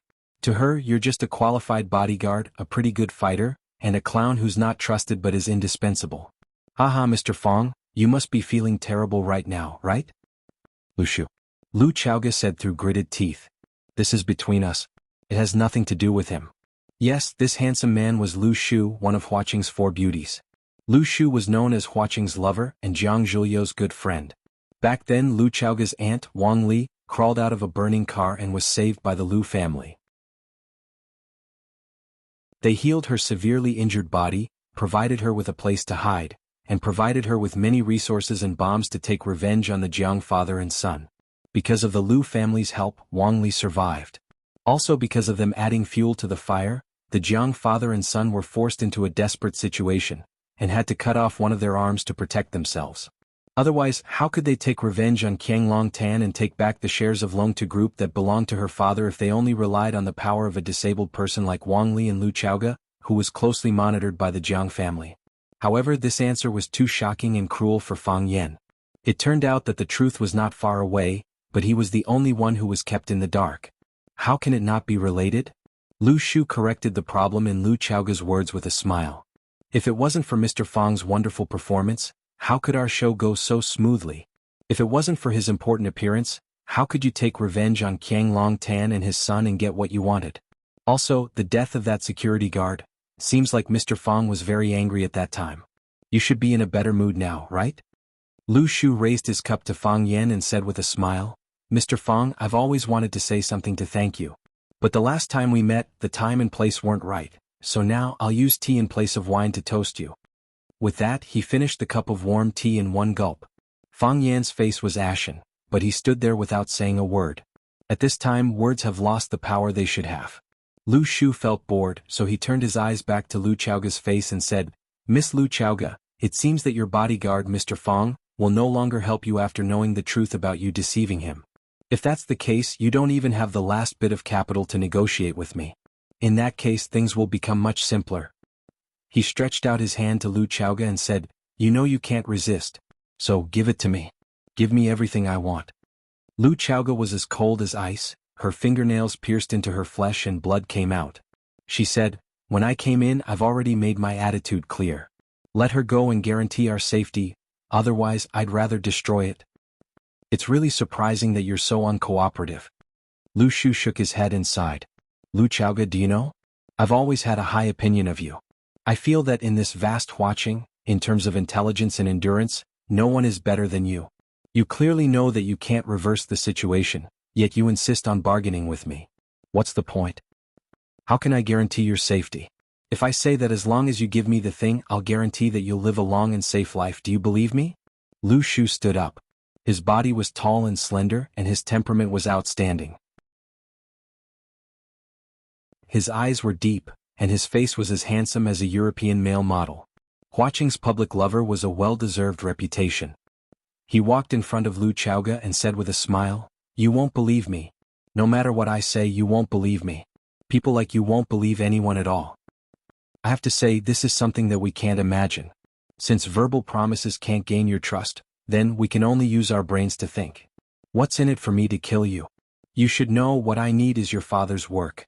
Lu Jing, that trash, we sent him to hide for decades, but he still couldn't get the core technology we wanted. So at this time we have no choice but to ask you to help us. We were friends in the past and will still be friends in the future, is that right?"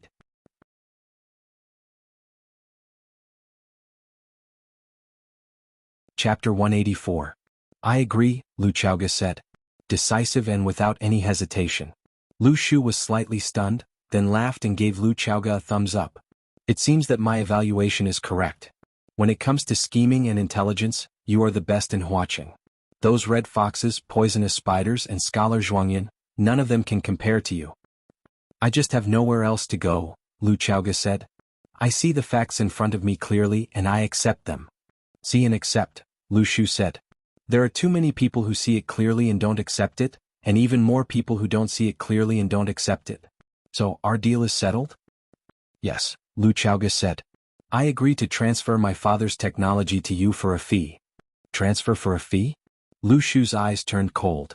"Tell me, what are your conditions?" "You should know that my father used his technology to buy shares so he could get 49% of the Longtu Group's shares. If I transfer the technology to you, I will lose my shares and everything in the Longtu Group. I will be kicked out by the Longtu Group and Qiang Long Tan and his son. I think the Lu family also hopes to plant a spy in Longtu, right? Lu Jing is dead, and you need a new person to slow down Longtu's progress. At least it's a good thing to have someone to pass on information." "Yes, I really need such a person." Lu Shu nodded. Anyone with foresight knows that energy is the core strategy and development direction of the future. The Lu family entered the energy field a long time ago. At that time, the Longtu Group hadn't been born yet. Even your parents and Qiang Long Tan hadn't met yet. Unfortunately, some things can't be done by humans. It's all in the hands of God. Lu Shu said regretfully, "Our energy company's many years of hard work can't even compare to your father's idea.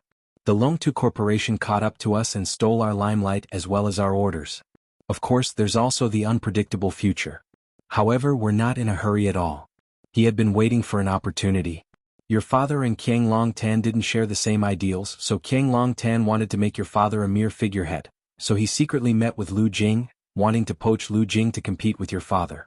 He even hoped that Lu Jing could improve the Rubik's Cube technology according to his own ideals. Haha, Qiang Long Tan and your late father must not know that Lu Jing is a member of the Lu family.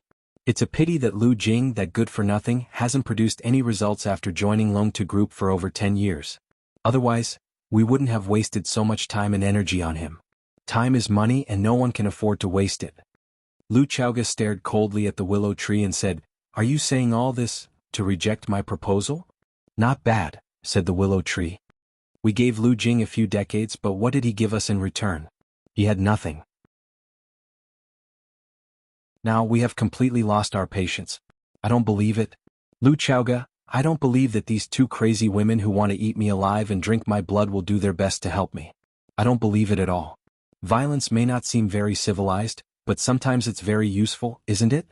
The willow tree pointed at Wang Li, who was sitting on the chair and bleeding, and said, "You give me the technology and I'll give it to your aunt.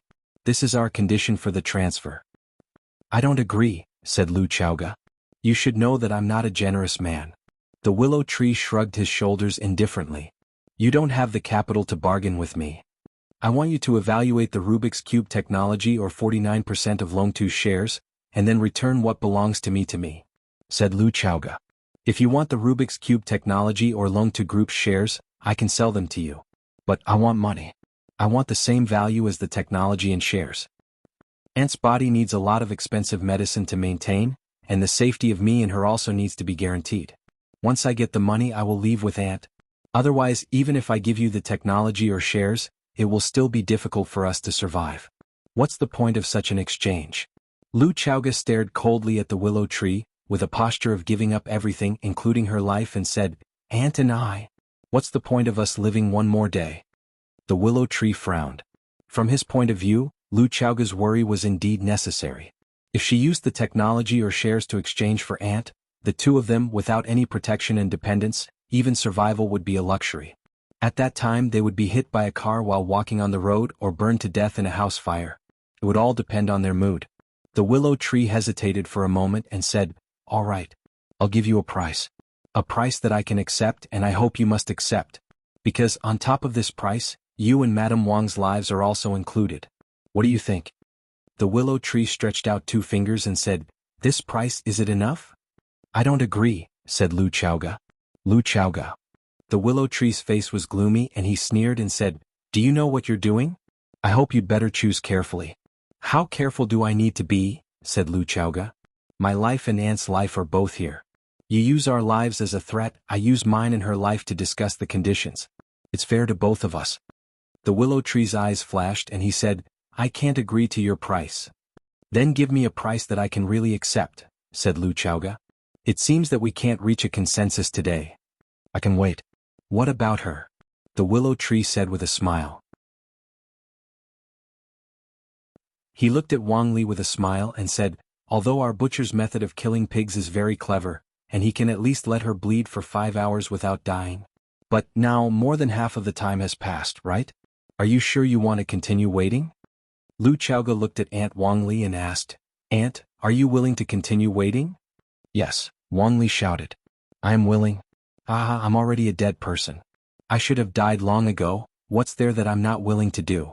I'm already burned like this, my body is almost burnt to charcoal. What's there to be afraid of when you use a knife to cut my flesh?" Good kata. Good kata.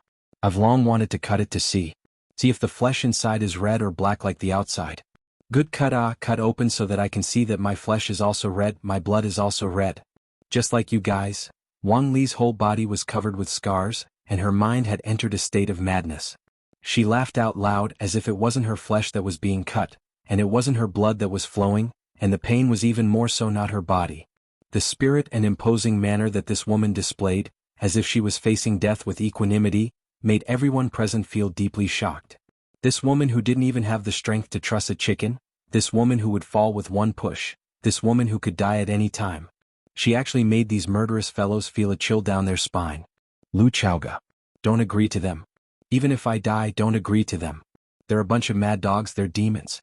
They'll get what they want and then they'll kill us all. I've long known that such a day would come. I've been guarding against them. What you have now is what your parents left for you, they exchanged their lives for it. As long as you have those things you can live, they won't be willing to touch you. Whether it's Qiang Long Tan or Luing Yin, they won't dare to touch you. Lu Chaoga's eyes were red, she pointed at her Aunt Wang Li and said, "She's willing to wait."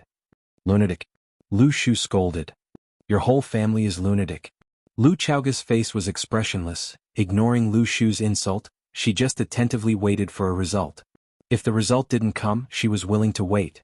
The willow tree stretched out its palm and said, "Lu Chaoga, this is the highest authority I have, and also the highest price I can give you. If you still don't agree, then let's end our negotiation here." Double.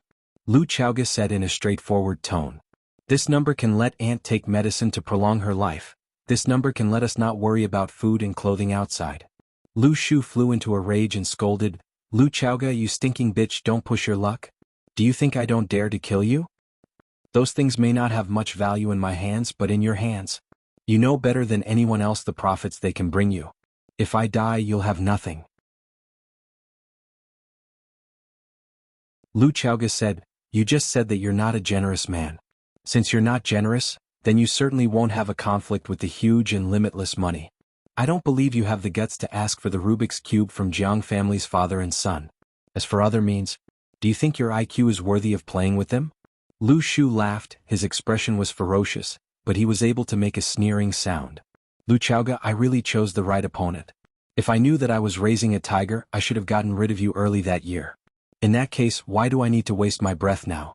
I really feel sorry for you," Lu Chaoga said coldly. Lu Shu stared at Lu Chaoga for a long time and said, "I can't make the decision on this number." "Then call Luing Yin." The muscles on Lu Shu's face twitched.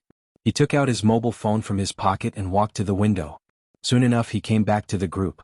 Obviously, the other side had made the final decision. He looked at Lu Chaoga and said, Congratulations? Deal.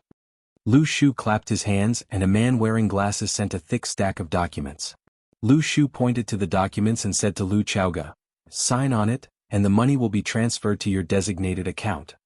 Lu Chaoga pointed to Fang Yan and said, "Transfer the money to his account." Fang Yan was shocked. He thought that although this woman deceived him, she was generous and loyal. A flaw cannot obscure a jade.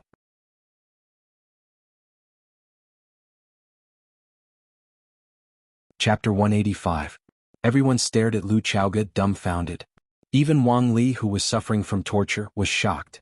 Of course, because of her skin condition, her shocked expression was not very obvious. "Lu Chaoga, are you crazy?" The willow tree looked at Lu Chaoga and said, "Do you know how much that is? That is 1 billion. What if he doesn't admit it? What if he doesn't give it to you? Do you know what you are doing? You are playing with fire." Wang Li also shouted in a hoarse voice, "Lu Chaoga, you actually believed a man. Stupid. Stupid. In this world, where is there a man worthy of trust? No, not even one. You can't do this. You will destroy everything, you will have nothing. Lu Chaoga, I won't allow you to do this." Lu Chaoga was unmoved, calmly looked at the willow tree and said, "This is my money, I have the right to dispose of it. This does not violate our negotiation conditions, right?" "Yes." The willow tree nodded. "But you have betrayed him, why would he help you?" The willow tree looked at Fang Yan with a smile and said, "I don't think he is a gentleman. Besides, even if he is a gentleman also loves money, right?" "I believe him," Lu Chaoga said. "In such a situation, do you think that we, 2 weak women, can leave this city with 1 billion yuan? I think, with your style of doing things, I am afraid that the completion of our transaction will be the best time for you to take action, right?" No. The willow tree shook his head. "Although I am not a generous man, I am a sentimental man. Towards women, especially the women I like, I still know how to be tender to the fairer sex. Even if you don't do it yourself, you will spread the news. At that time, all kinds of people, killers, gangsters, they will also come looking for me. How can I deal with them? What can I use to stop them? Instead of letting you or them take the money, it is better to give it to the people who have helped me." The willow tree laughed and said, "What if I don't do it and don't spread the news? Won't you suffer a great loss? If you don't do anything, then he will temporarily keep the money for me. I believe in his character. I believe in him more than I believe in you," Lu Chaoga said. "As long as the money isn't with us, it's meaningless for you to kill us. It's just 2 murders on you. I don't think young Master Lu would do such a stupid thing." "Wonderful." The willow tree applauded. "To be honest, you woman, really bring me surprises all the time.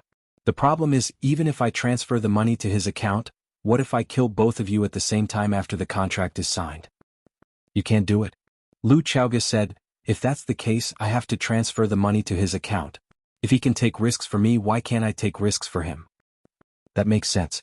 The willow tree looked at Fang Yan and said, "I hope you won't disappoint her trust in you. However, don't you care that she's using you?" "Oh no, it's not that she's using you, but she's using you again. I know you're good. If you're not here, I don't even know what I'll do." "What does it have to do with you?" Fang Yan said with a sneer. "Whether I give it to her or not, it's between me and her. Do I need you to arrange it in the middle? Blocking someone's path to wealth was like killing their parents. This guy actually dared to stop him from getting rich. It really made Fang Yan angry. I'm just saying." The willow tree raised his hand in surrender. "I'm just talking too much. Since she asked us to transfer the money to your account, then provide your Swiss bank account." Fang Yan was stunned for a moment and said, "Swiss bank? Can't China CITIC Bank do?" The willow tree's eyes made Fang Yan feel that he was being despised. He said angrily, "How many people with a salary of 3,000 yuan a month want to open an account in a Swiss bank?" "As you wish." The willow tree said indifferently, "As long as the money is transferred to you smoothly, it's fine." Fang Yan provided his bank card information. This was the card that must be used when working at school. The monthly salary would be directly transferred to this card.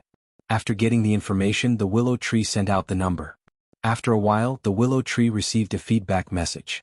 After he answered a phone call, he said to Fang Yan, "The money has been transferred to the card. You can check it."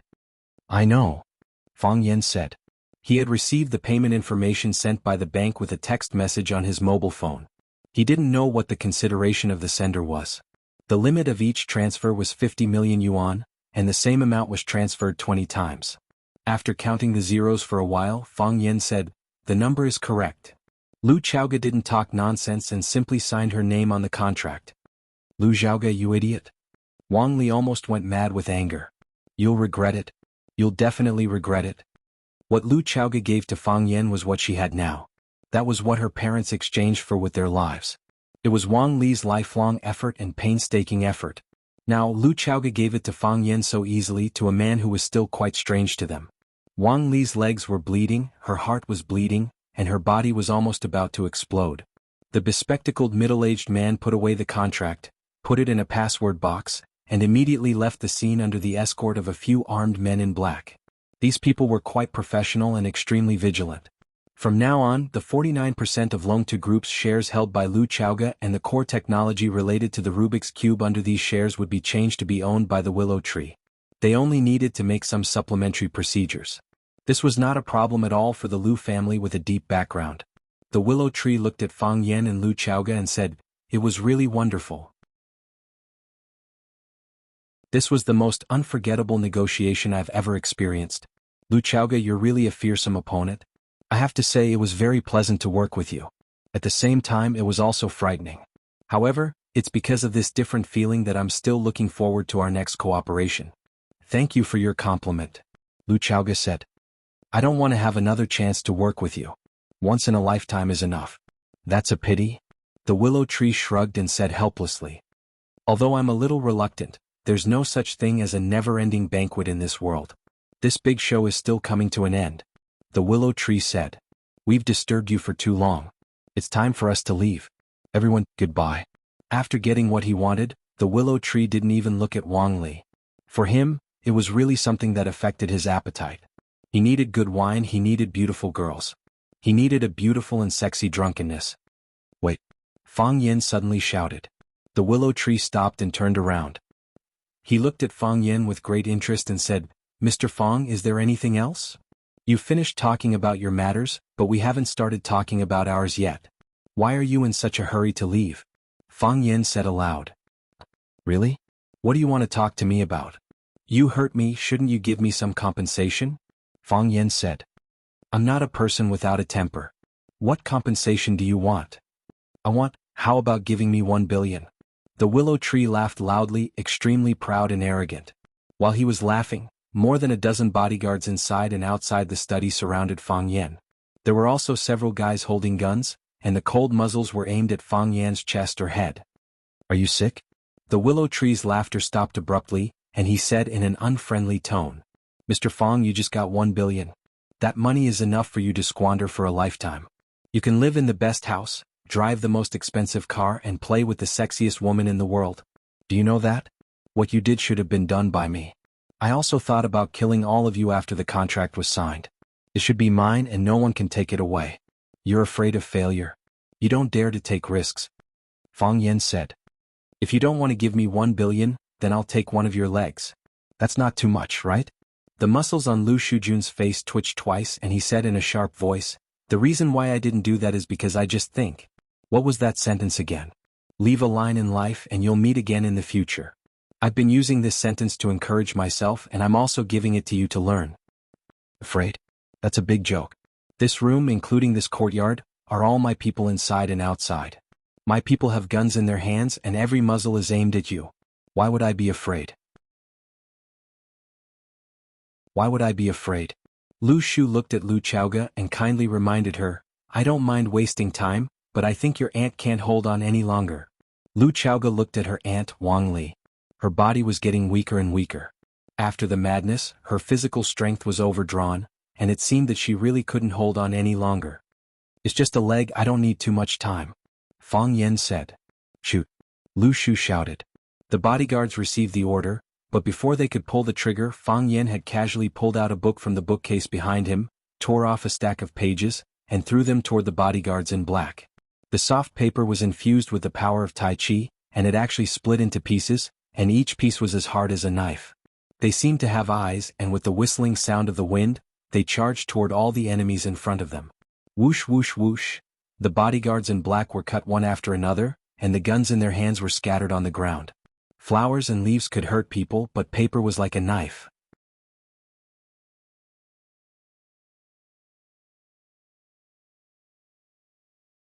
Chapter 186. Victory or defeat in a breath's time. Fang Yen was right, the time he used was very short. Very, very short. He didn't even have time to blink his eyes. This battle that Lu Shu thought would be fierce, long and cruel was already over. The truth was too cruel. Apart from Lu Shu, none of the bodyguards who stood in front of him were spared. Some people's noses were cut off, some people's fingers were cut off, and some people's faces were cut open, revealing the white bones inside. They lay on the ground, screaming and wailing in pain. They had completely lost their previous awe-inspiring ferocious appearance that made people's hearts beat rapidly. He's a monster. He's a monster. A bodyguard in black who was not very knowledgeable was lying on the ground, pointing at Fang Yen and shouting in horror. He used witchcraft. If it wasn't for the fact that he didn't know witchcraft, how could he hurt them like this with just a few pieces of paper? Monster? Fang Yen sneered. That was only because their starting point was too low and they saw too little. There was a saying that the ancients scattered beans to form soldiers and crossed the river on a reed. Fang Yen didn't see it with his own eyes, nor did he hear of such a master from his family or elders. Just like the rest of the world, he thought it was a made-up myth. But, flying flowers and leaves to hurt people, flying on roofs and walls, flying on water, these really do exist. Fang Yen saw with his own eyes, the Lingnan wild crane Zhang Shizong only used 2 pieces of bark from a tree to cross the river. The Shaolin Temple Scripture Hall's elder Zhi's lion roar could break wood and split stone, injuring people's bones and organs. The Changbai Eagle King's iron claws could break through steel. From strength to qi, from qi to dan. This was a necessary path for those who pursued martial Dao. Zhang Chen was at the stage of using strength while Fang Yen was at the stage of using qi. If he met a grandmaster who used dan, then, no matter where Fang Yen was, if he was followed by such a master, Fang Yen would only have one end, death. But, in this big world, how many grandmasters could practice immortal dan? Of course, this was a secret of the martial Dao world. Whether it was the bodyguards lying on the ground or the rich young master Lu Shu, this was something they had never encountered before. To them it was a strange, novel and frightening world. Lu Shu's complexion was deathly pale, his eyes firmly staring at Fang Yen. How did he do it? Even now, the willow tree still found it hard to accept everything that had just happened.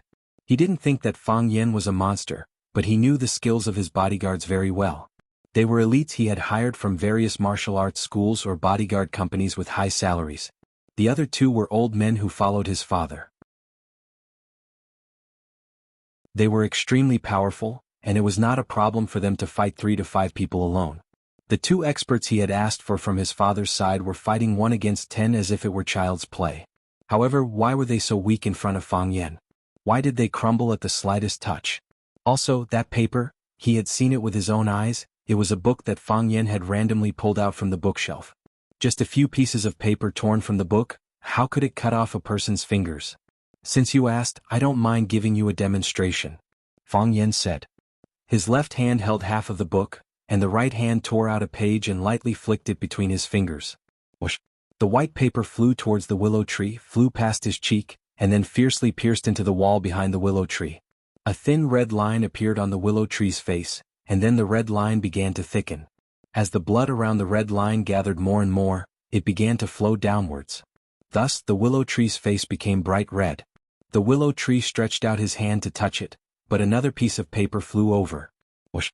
2 of the willow tree's fingers were cut off. The severed fingers fell to the ground, but they were still slightly trembling. Don't move, Fang Yen said. Don't move. What are you trying to do? The 10 fingers were connected to the heart, and the willow tree was trembling in pain. Negotiate, Fang Yen said. Negotiate what? What do I have to negotiate with you? What's there to negotiate? The willow tree was furious. The wound on his face grew larger, and the blood flowed faster and faster. The blood flowed down his face, nose, lips, and then into his mouth. He couldn't wipe it and didn't dare to move. He could only let it flow freely, and his mouth was filled with blood. Fang Yen tore out another piece of paper and lightly flicked it. Whoosh! The other side of the willow tree's face was cut.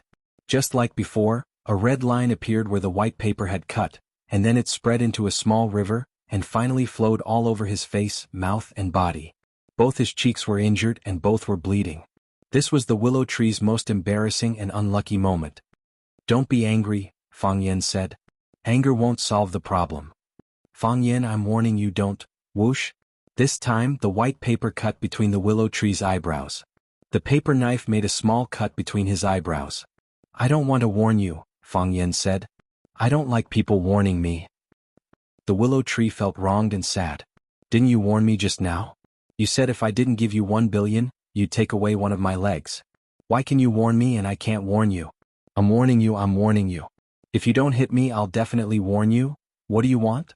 The willow tree asked. I told you. 1 billion in compensation or one of your legs. Impossible. No rush. We can talk slowly, Fang Yan said. Just like how you forced Headmaster Lu to sign the agreement, you said she didn't have any other choice. I don't think you have any other choice. You don't dare to kill me, the willow tree sneered. Fang Yan, you don't dare to kill me. Even if you kill me, do you think you can kill everyone in this house?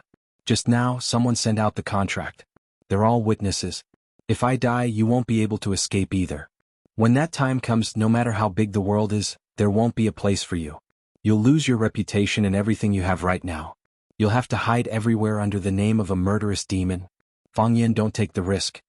Whoosh. A paper knife slashed across the willow tree's face, then flew into the study's door. With a bang, the paper knife pierced through the wooden door and disappeared without a trace. Honestly, you're really not a likable person, Fang Yan said. You're always acting like you're above everyone else, like there's no one you can't defeat, and there's nothing you can't do. Of course I can't kill you openly. How can a good person casually kill others? I can't kill you, but I can destroy you. Don't you call yourself Watching's public lover? What kind of shameless person would give themselves such a nickname? Although Fang Yan hadn't torn the paper, the willow tree already felt that he had been stabbed. This time it was a stab to the heart. Please, public lover is a nickname given to me by others. What does it have to do with me? How could I do such a thing? I don't like it, Fang Yan said.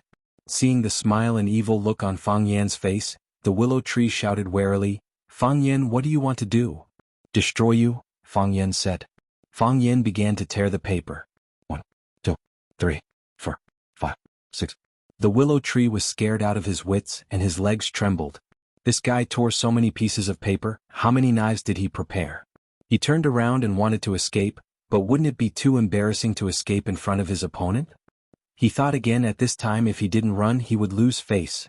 Thus, the willow tree turned around and wanted to escape from this study, which was no different to a slaughterhouse. Fang Yan raised his hand. Swoosh, swoosh, swoosh. The stack of paper turned into flying knives, flying towards the willow tree's face and body. Thump.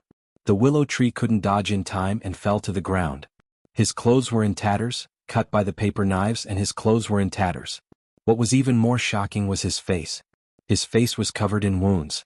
Countless wounds seeped out countless strands of blood. The blood strands crisscrossed and connected, like a strange red electric net. With such injuries, even if the Dr. King Qin Luo personally treated him, it would be difficult for him to recover. The elegant young master of Huaqing yesterday had become the ugly Spider-Man of today. The willow tree lost his public lover title. And Fang Yan had moved up one place on the Huaqing handsome man list. Fang Yan used his strength very cleverly, destroying his appearance, making it difficult for him to be treated, but not letting him bleed to death. Even now, the willow tree was still conscious. He felt an unbearable itch on his face as if there were countless ants crawling and biting his face, but he didn't dare to touch it. His eyes were blurry and his eyelashes were stained with blood. Fang Yan walked over, squatted in front of the willow tree and said, Your heart is too dark, you should take it out to bask in the sunlight. As Fang Yan spoke, he grabbed the willow tree's collar. He used a bit of force and dragged the willow tree's body up from the ground. He dragged the willow tree to the window of the study, and suddenly pulled open the thick and stale curtains. Wah! Large amounts of light poured in, illuminating the damp and moldy study without any dark corners. The room was filled with a fragrant smell. It was the dead bodies of mite and mold. Wang Li painfully closed her eyes. She couldn't get used to this kind of light. She hadn't opened the curtains for decades. Never before.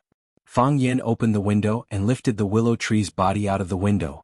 The willow tree's body hung in the air and could fall at any time. What are you doing? The willow tree was really scared. He asked in shock. You can't kill me, you said you only want one of my legs. I did say that. Fang Yan was a bit embarrassed, as if he had lied to someone before, and patiently explained, I was worried that if I said it too seriously, you would resist too fiercely. Fang Yan's fingers loosened and the willow tree's body fell. bathed in the sunlight, the wind by his ears.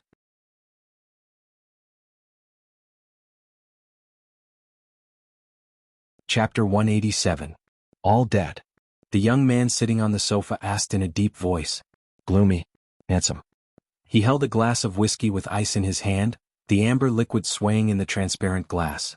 A Poland versus Argentina football game was playing on the big screen. The TV was silent, like a pantomime chasing after intense skills. An old man in a suit stood behind the sofa and said softly, "All dead. Did you find the bodies?" "Found them." The old man said, "They were not treated badly.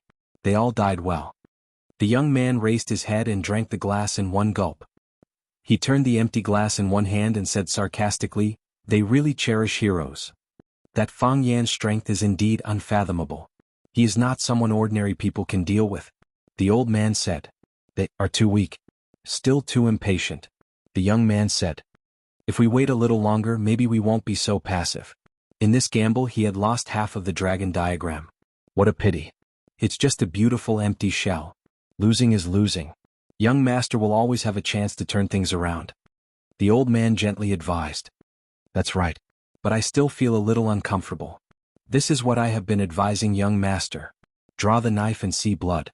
If you can't see blood, then don't let people know that you are holding a knife in your hand.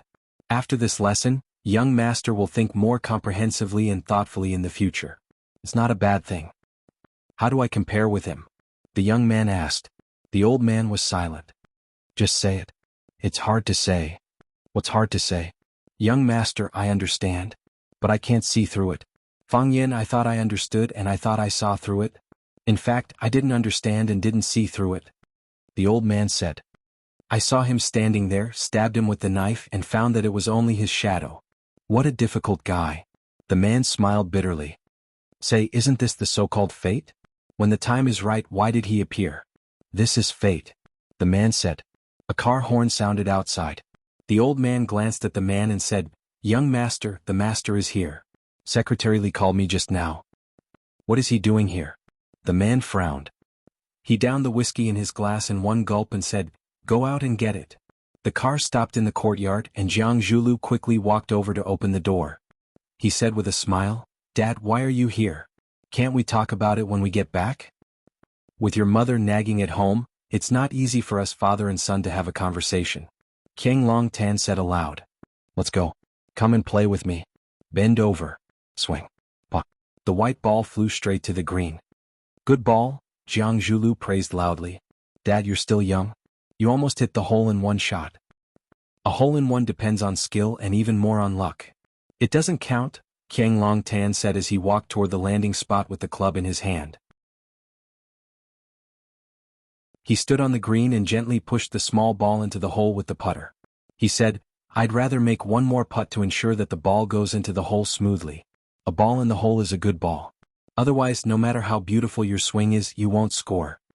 Jiang Zhulu knew that there was a deeper meaning in his father's words, so he nodded and said, "Dad, I understand." "You don't understand."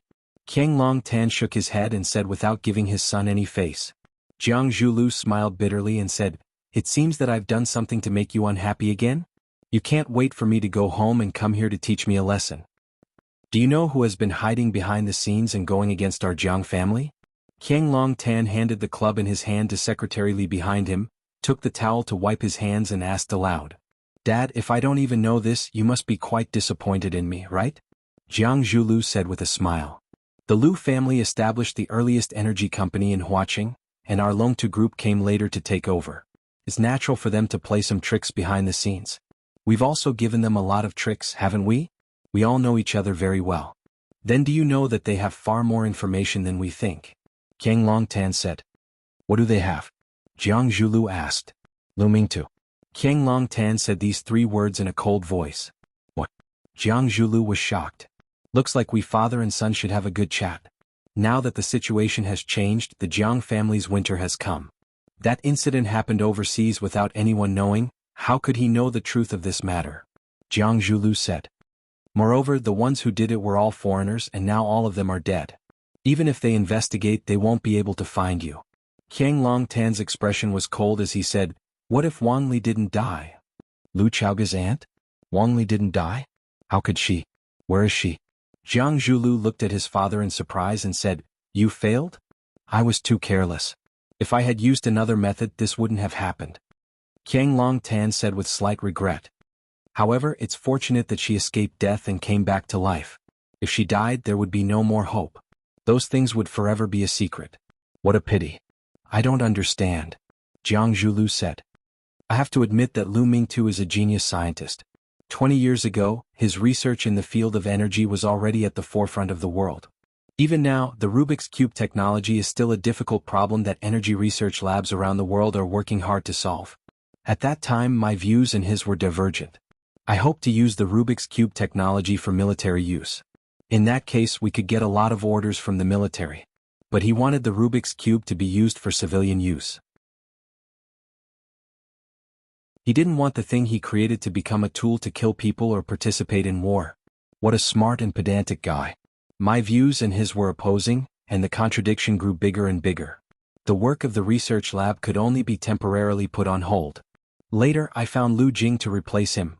Lu Jing is a member of the Lu family. He has a mistress who gave birth to a son for him. His Swiss bank account often receives large amounts of money. I found a hacker to track it, and the money came from an import and export trading company under the Lu family. Jiang Zhulu said. I warned you before. How could I not notice such an obvious spy? Zhang Long said. There must be something wrong when something is out of the ordinary. After Lu Mingtu died, Lu Jing and I never contacted each other. The strange thing is he obviously hated me, but he didn't want to leave Longtu. So, isn't it easy to guess what he was plotting? Then why didn't you replace him? I didn't replace him because I wanted my opponents to watch me so they could see what I was doing, Qiang Longtan said. If a spy's IQ isn't high enough, then who can be sure that he won't be used by us? He's dead. His death has nothing to do with me. Qiang Longtan sternly interrupted his son's words. This is part of their plan. Lu Chaoga had just been killed in a car accident. Everyone was pointing their fingers at me. Just when countless people were blaming and attacking me, Lu Jing suddenly jumped out and made a scene, and was smashed to death by a pot of water as soon as he left the house. This really put me in a dilemma, and it's hard to clear my name. The Lu family controlled Wang Li, so father didn't dare to push Lu Chaoga too hard all these years. Jiang Zhulu asked curiously. I always thought that she should have disappeared a long time ago. What good does the existence of such a person do us? I was fishing, Qiang Longtan said. If you want to catch a big fish with delicious meat, you need to have bait that the big fish likes. Lu Chaoga is the most suitable bait, and I've been using it for 20 years. Just when the fish was about to bite, you smashed it away with a stone. Wang Li? She's a useless person, what's there to fish? Jiang Zhulu said disdainfully. I thought so too. Qiang Longtan shook his head and sighed. So, I wanted to erase her from this world. Only dead people can keep secrets. The fewer people who know about it, the safer and more beneficial it is for us. In the end, I was the one in the wrong. Lu Mingtu, that idiot, actually started to play tricks on me. What did he do? Jiang Zhulu asked. After Lu Mingtu's death, I found a notebook in the crevice of his desk. It turns out that he had already solved the final problem of the Rubik's Cube technology, allowing it to be widely used in the civilian sector. Jiang Zhulu was shocked. What about the Rubik's Cube? The real Rubik's Cube is in Wang Li's hands. That's my suspicion. Qiang Longtan said. Wang Li was the closest person to Lu Mingtu and his wife. He often wrote about this in his diary. Moreover, Wang Li herself is also involved in energy research. When Lu Mingtu was the head of the research room, Wang Li was still Lu Mingtu's assistant. Lu Mingtu is likely to have handed over the mature Rubik's Cube technology to Wang Li. The Lu family doesn't know. Jiang Zhulu asked a crucial question. How could they know? Qiang Longtan sneered. If they knew, would Wang Li still be alive? Would Lu Chaoga still be alive? Jiang Zhulu didn't say another word. It was too complicated. It was 100 times more complicated than he had imagined. He knew that his father was wise and decisive, but sometimes he was too sentimental.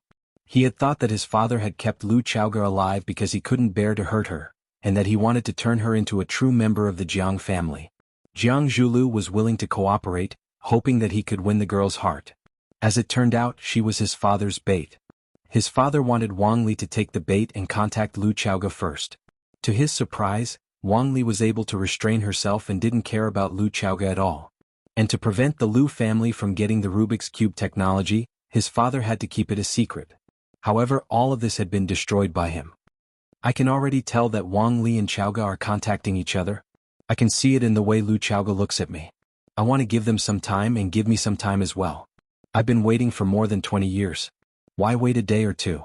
Some talented actors or actors who think they are always impatient and eager to prove themselves. Qiang Longtan looked at Jiang Zhulu with pity in his eyes. You've done it the other night.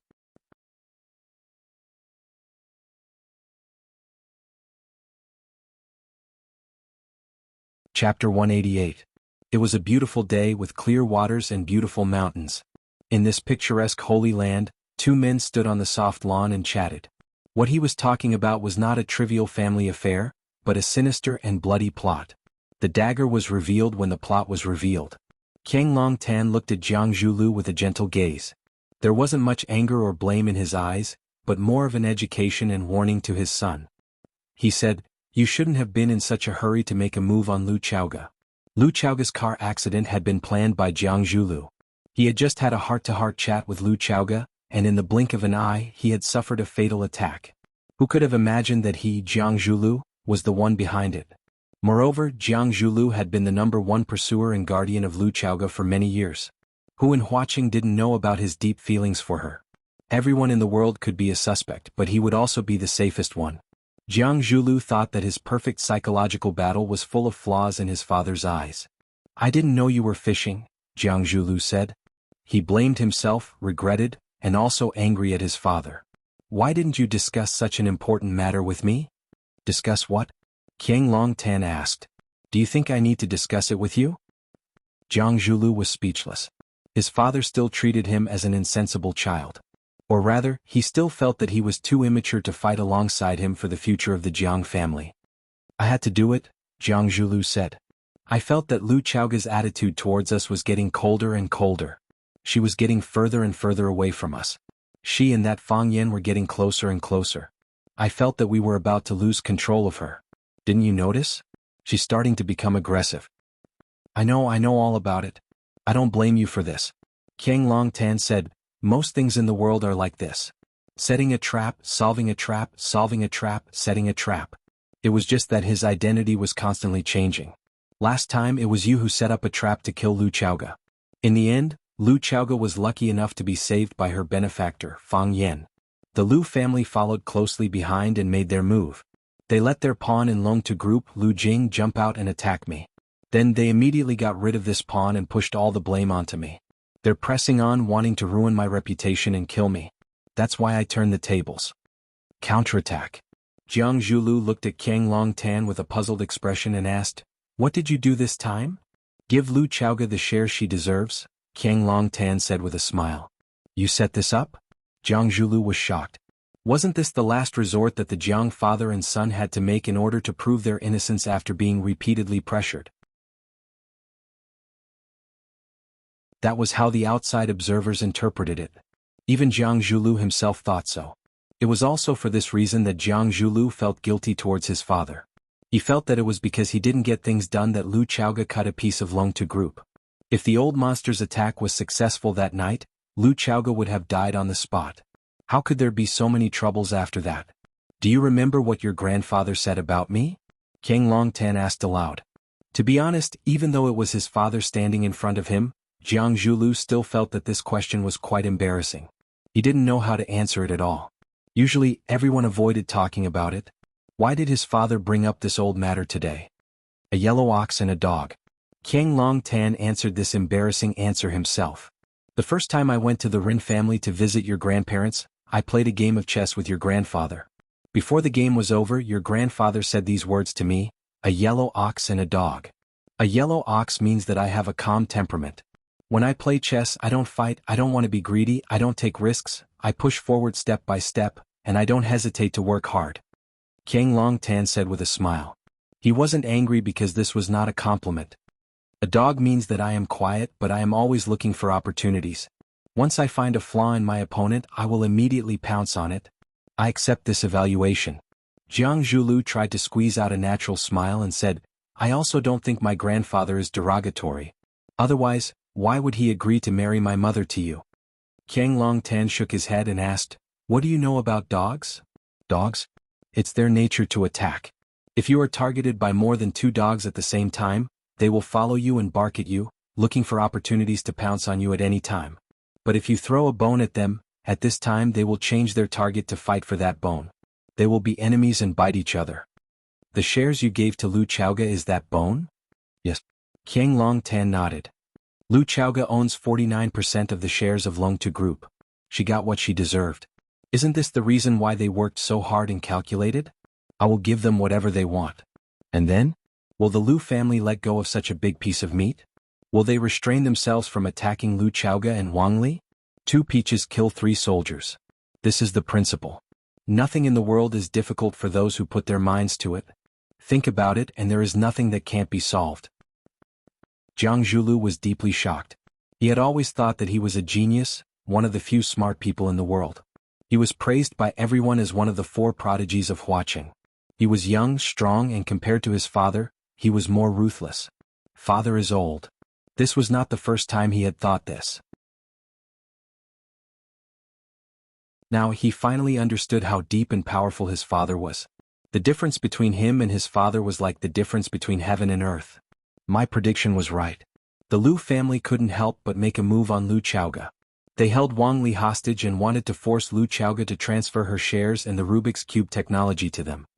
Jiang Zhulu was shocked and asked, "When did this happen?" "Just now." Qiang Longtan said. "I got the news on my way here." "And the result?" Jiang Zhulu asked. "We really met a rare opponent." Qiang Longtan smiled bitterly. This round was solved by Lu Chaoga or Fang Yen, who was by Lu Chaoga's side. Solved? I just got the news that Lu Shu accidentally fell from a building and is now hospitalized with serious injuries. We don't know if he's dead or alive. Qiang Longtan said. We don't know if he's dead or alive. Lu Shu's face became very serious. Fang Yen made a move on them? He dared to beat Lu Shu to the point where we don't know if he's dead or alive. Is he crazy? He's not crazy, Qiang Longtan said. He calculated that the Lu family wouldn't dare to make this matter public. That's why he dared to be so heavy-handed. The Lu family's reaction was just as he guessed. They explained to the outside world that Lu Shu accidentally fell from a building. How did he fall? They didn't say a word about who made him fall. It seems that their deal failed. Jiang Zhulu sneered. The Lu family is really funny. They planned for so many years and spent so much time and energy. What did they get in the end? Not only did they not get anything, but they also lost Lu Shu. I hope that Lu Shu can't be saved. If that's the case, will that old fox Lu Yin let it go? No, the deal was successful. Qiang Longtan corrected Jiang Zhulio's point of view and said, although I don't know the specific conditions for now, but according to the report from the ants I left in the Lu family, they did get the transfer contract signed by Lu Chaoga. This is what I'm really worried about. Lu Shu was injured, but the deal was successful? Jiang Zhulu couldn't understand at all. Lu Chaoga and that Fang Yen. What did they want to do? Yes, Lu Shu's life and death are unknown. None of his bodyguards were spared. But they signed a contract with Lu Shu. Is it just for money? I don't think it's that simple. What do they want to do? Jiang Zhulu asked. He felt dizzy from his father's train of thought. No, he was completely confused by this matter. Although I was forced by them, if I didn't want them to kill each other, I wouldn't have given away the shares of Longtu Group so easily. Although we control Longtu's core assets, Longtu itself is still a powerful existence. Just this brand alone is worth a lot. If it's not necessary, we definitely won't give up this beautiful shell.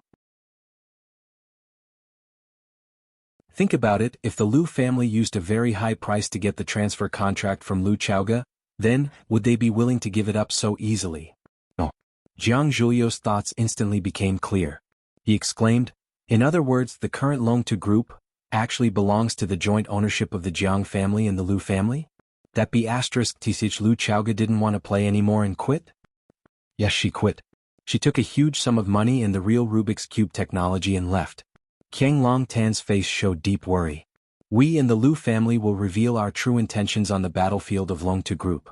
We will fight in close quarters for the core assets and business of Longtu.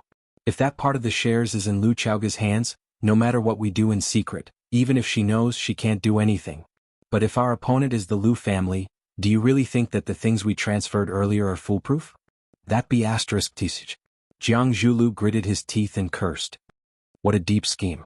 She used the conflict between the Jiang family and the Lu family to play all of us in the palm of her hand. Driving the tiger to swallow the wolf, King Longtan said with a sigh. Driving the tiger to swallow the wolf, what a good move. Zhulu, you're not as good as them. Now, Lu Chaoga has set up a trap and is waiting for the Jiang and Lu families to solve it. You're tuning in to the Han Li's Wuxia Chronicles YouTube channel. We're so grateful for your support, and don't forget to subscribe to join us on this incredible journey through captivating stories. Your generosity through donations truly makes a world of difference, as it's the primary source of revenue that allows me to expand and enhance this channel for you.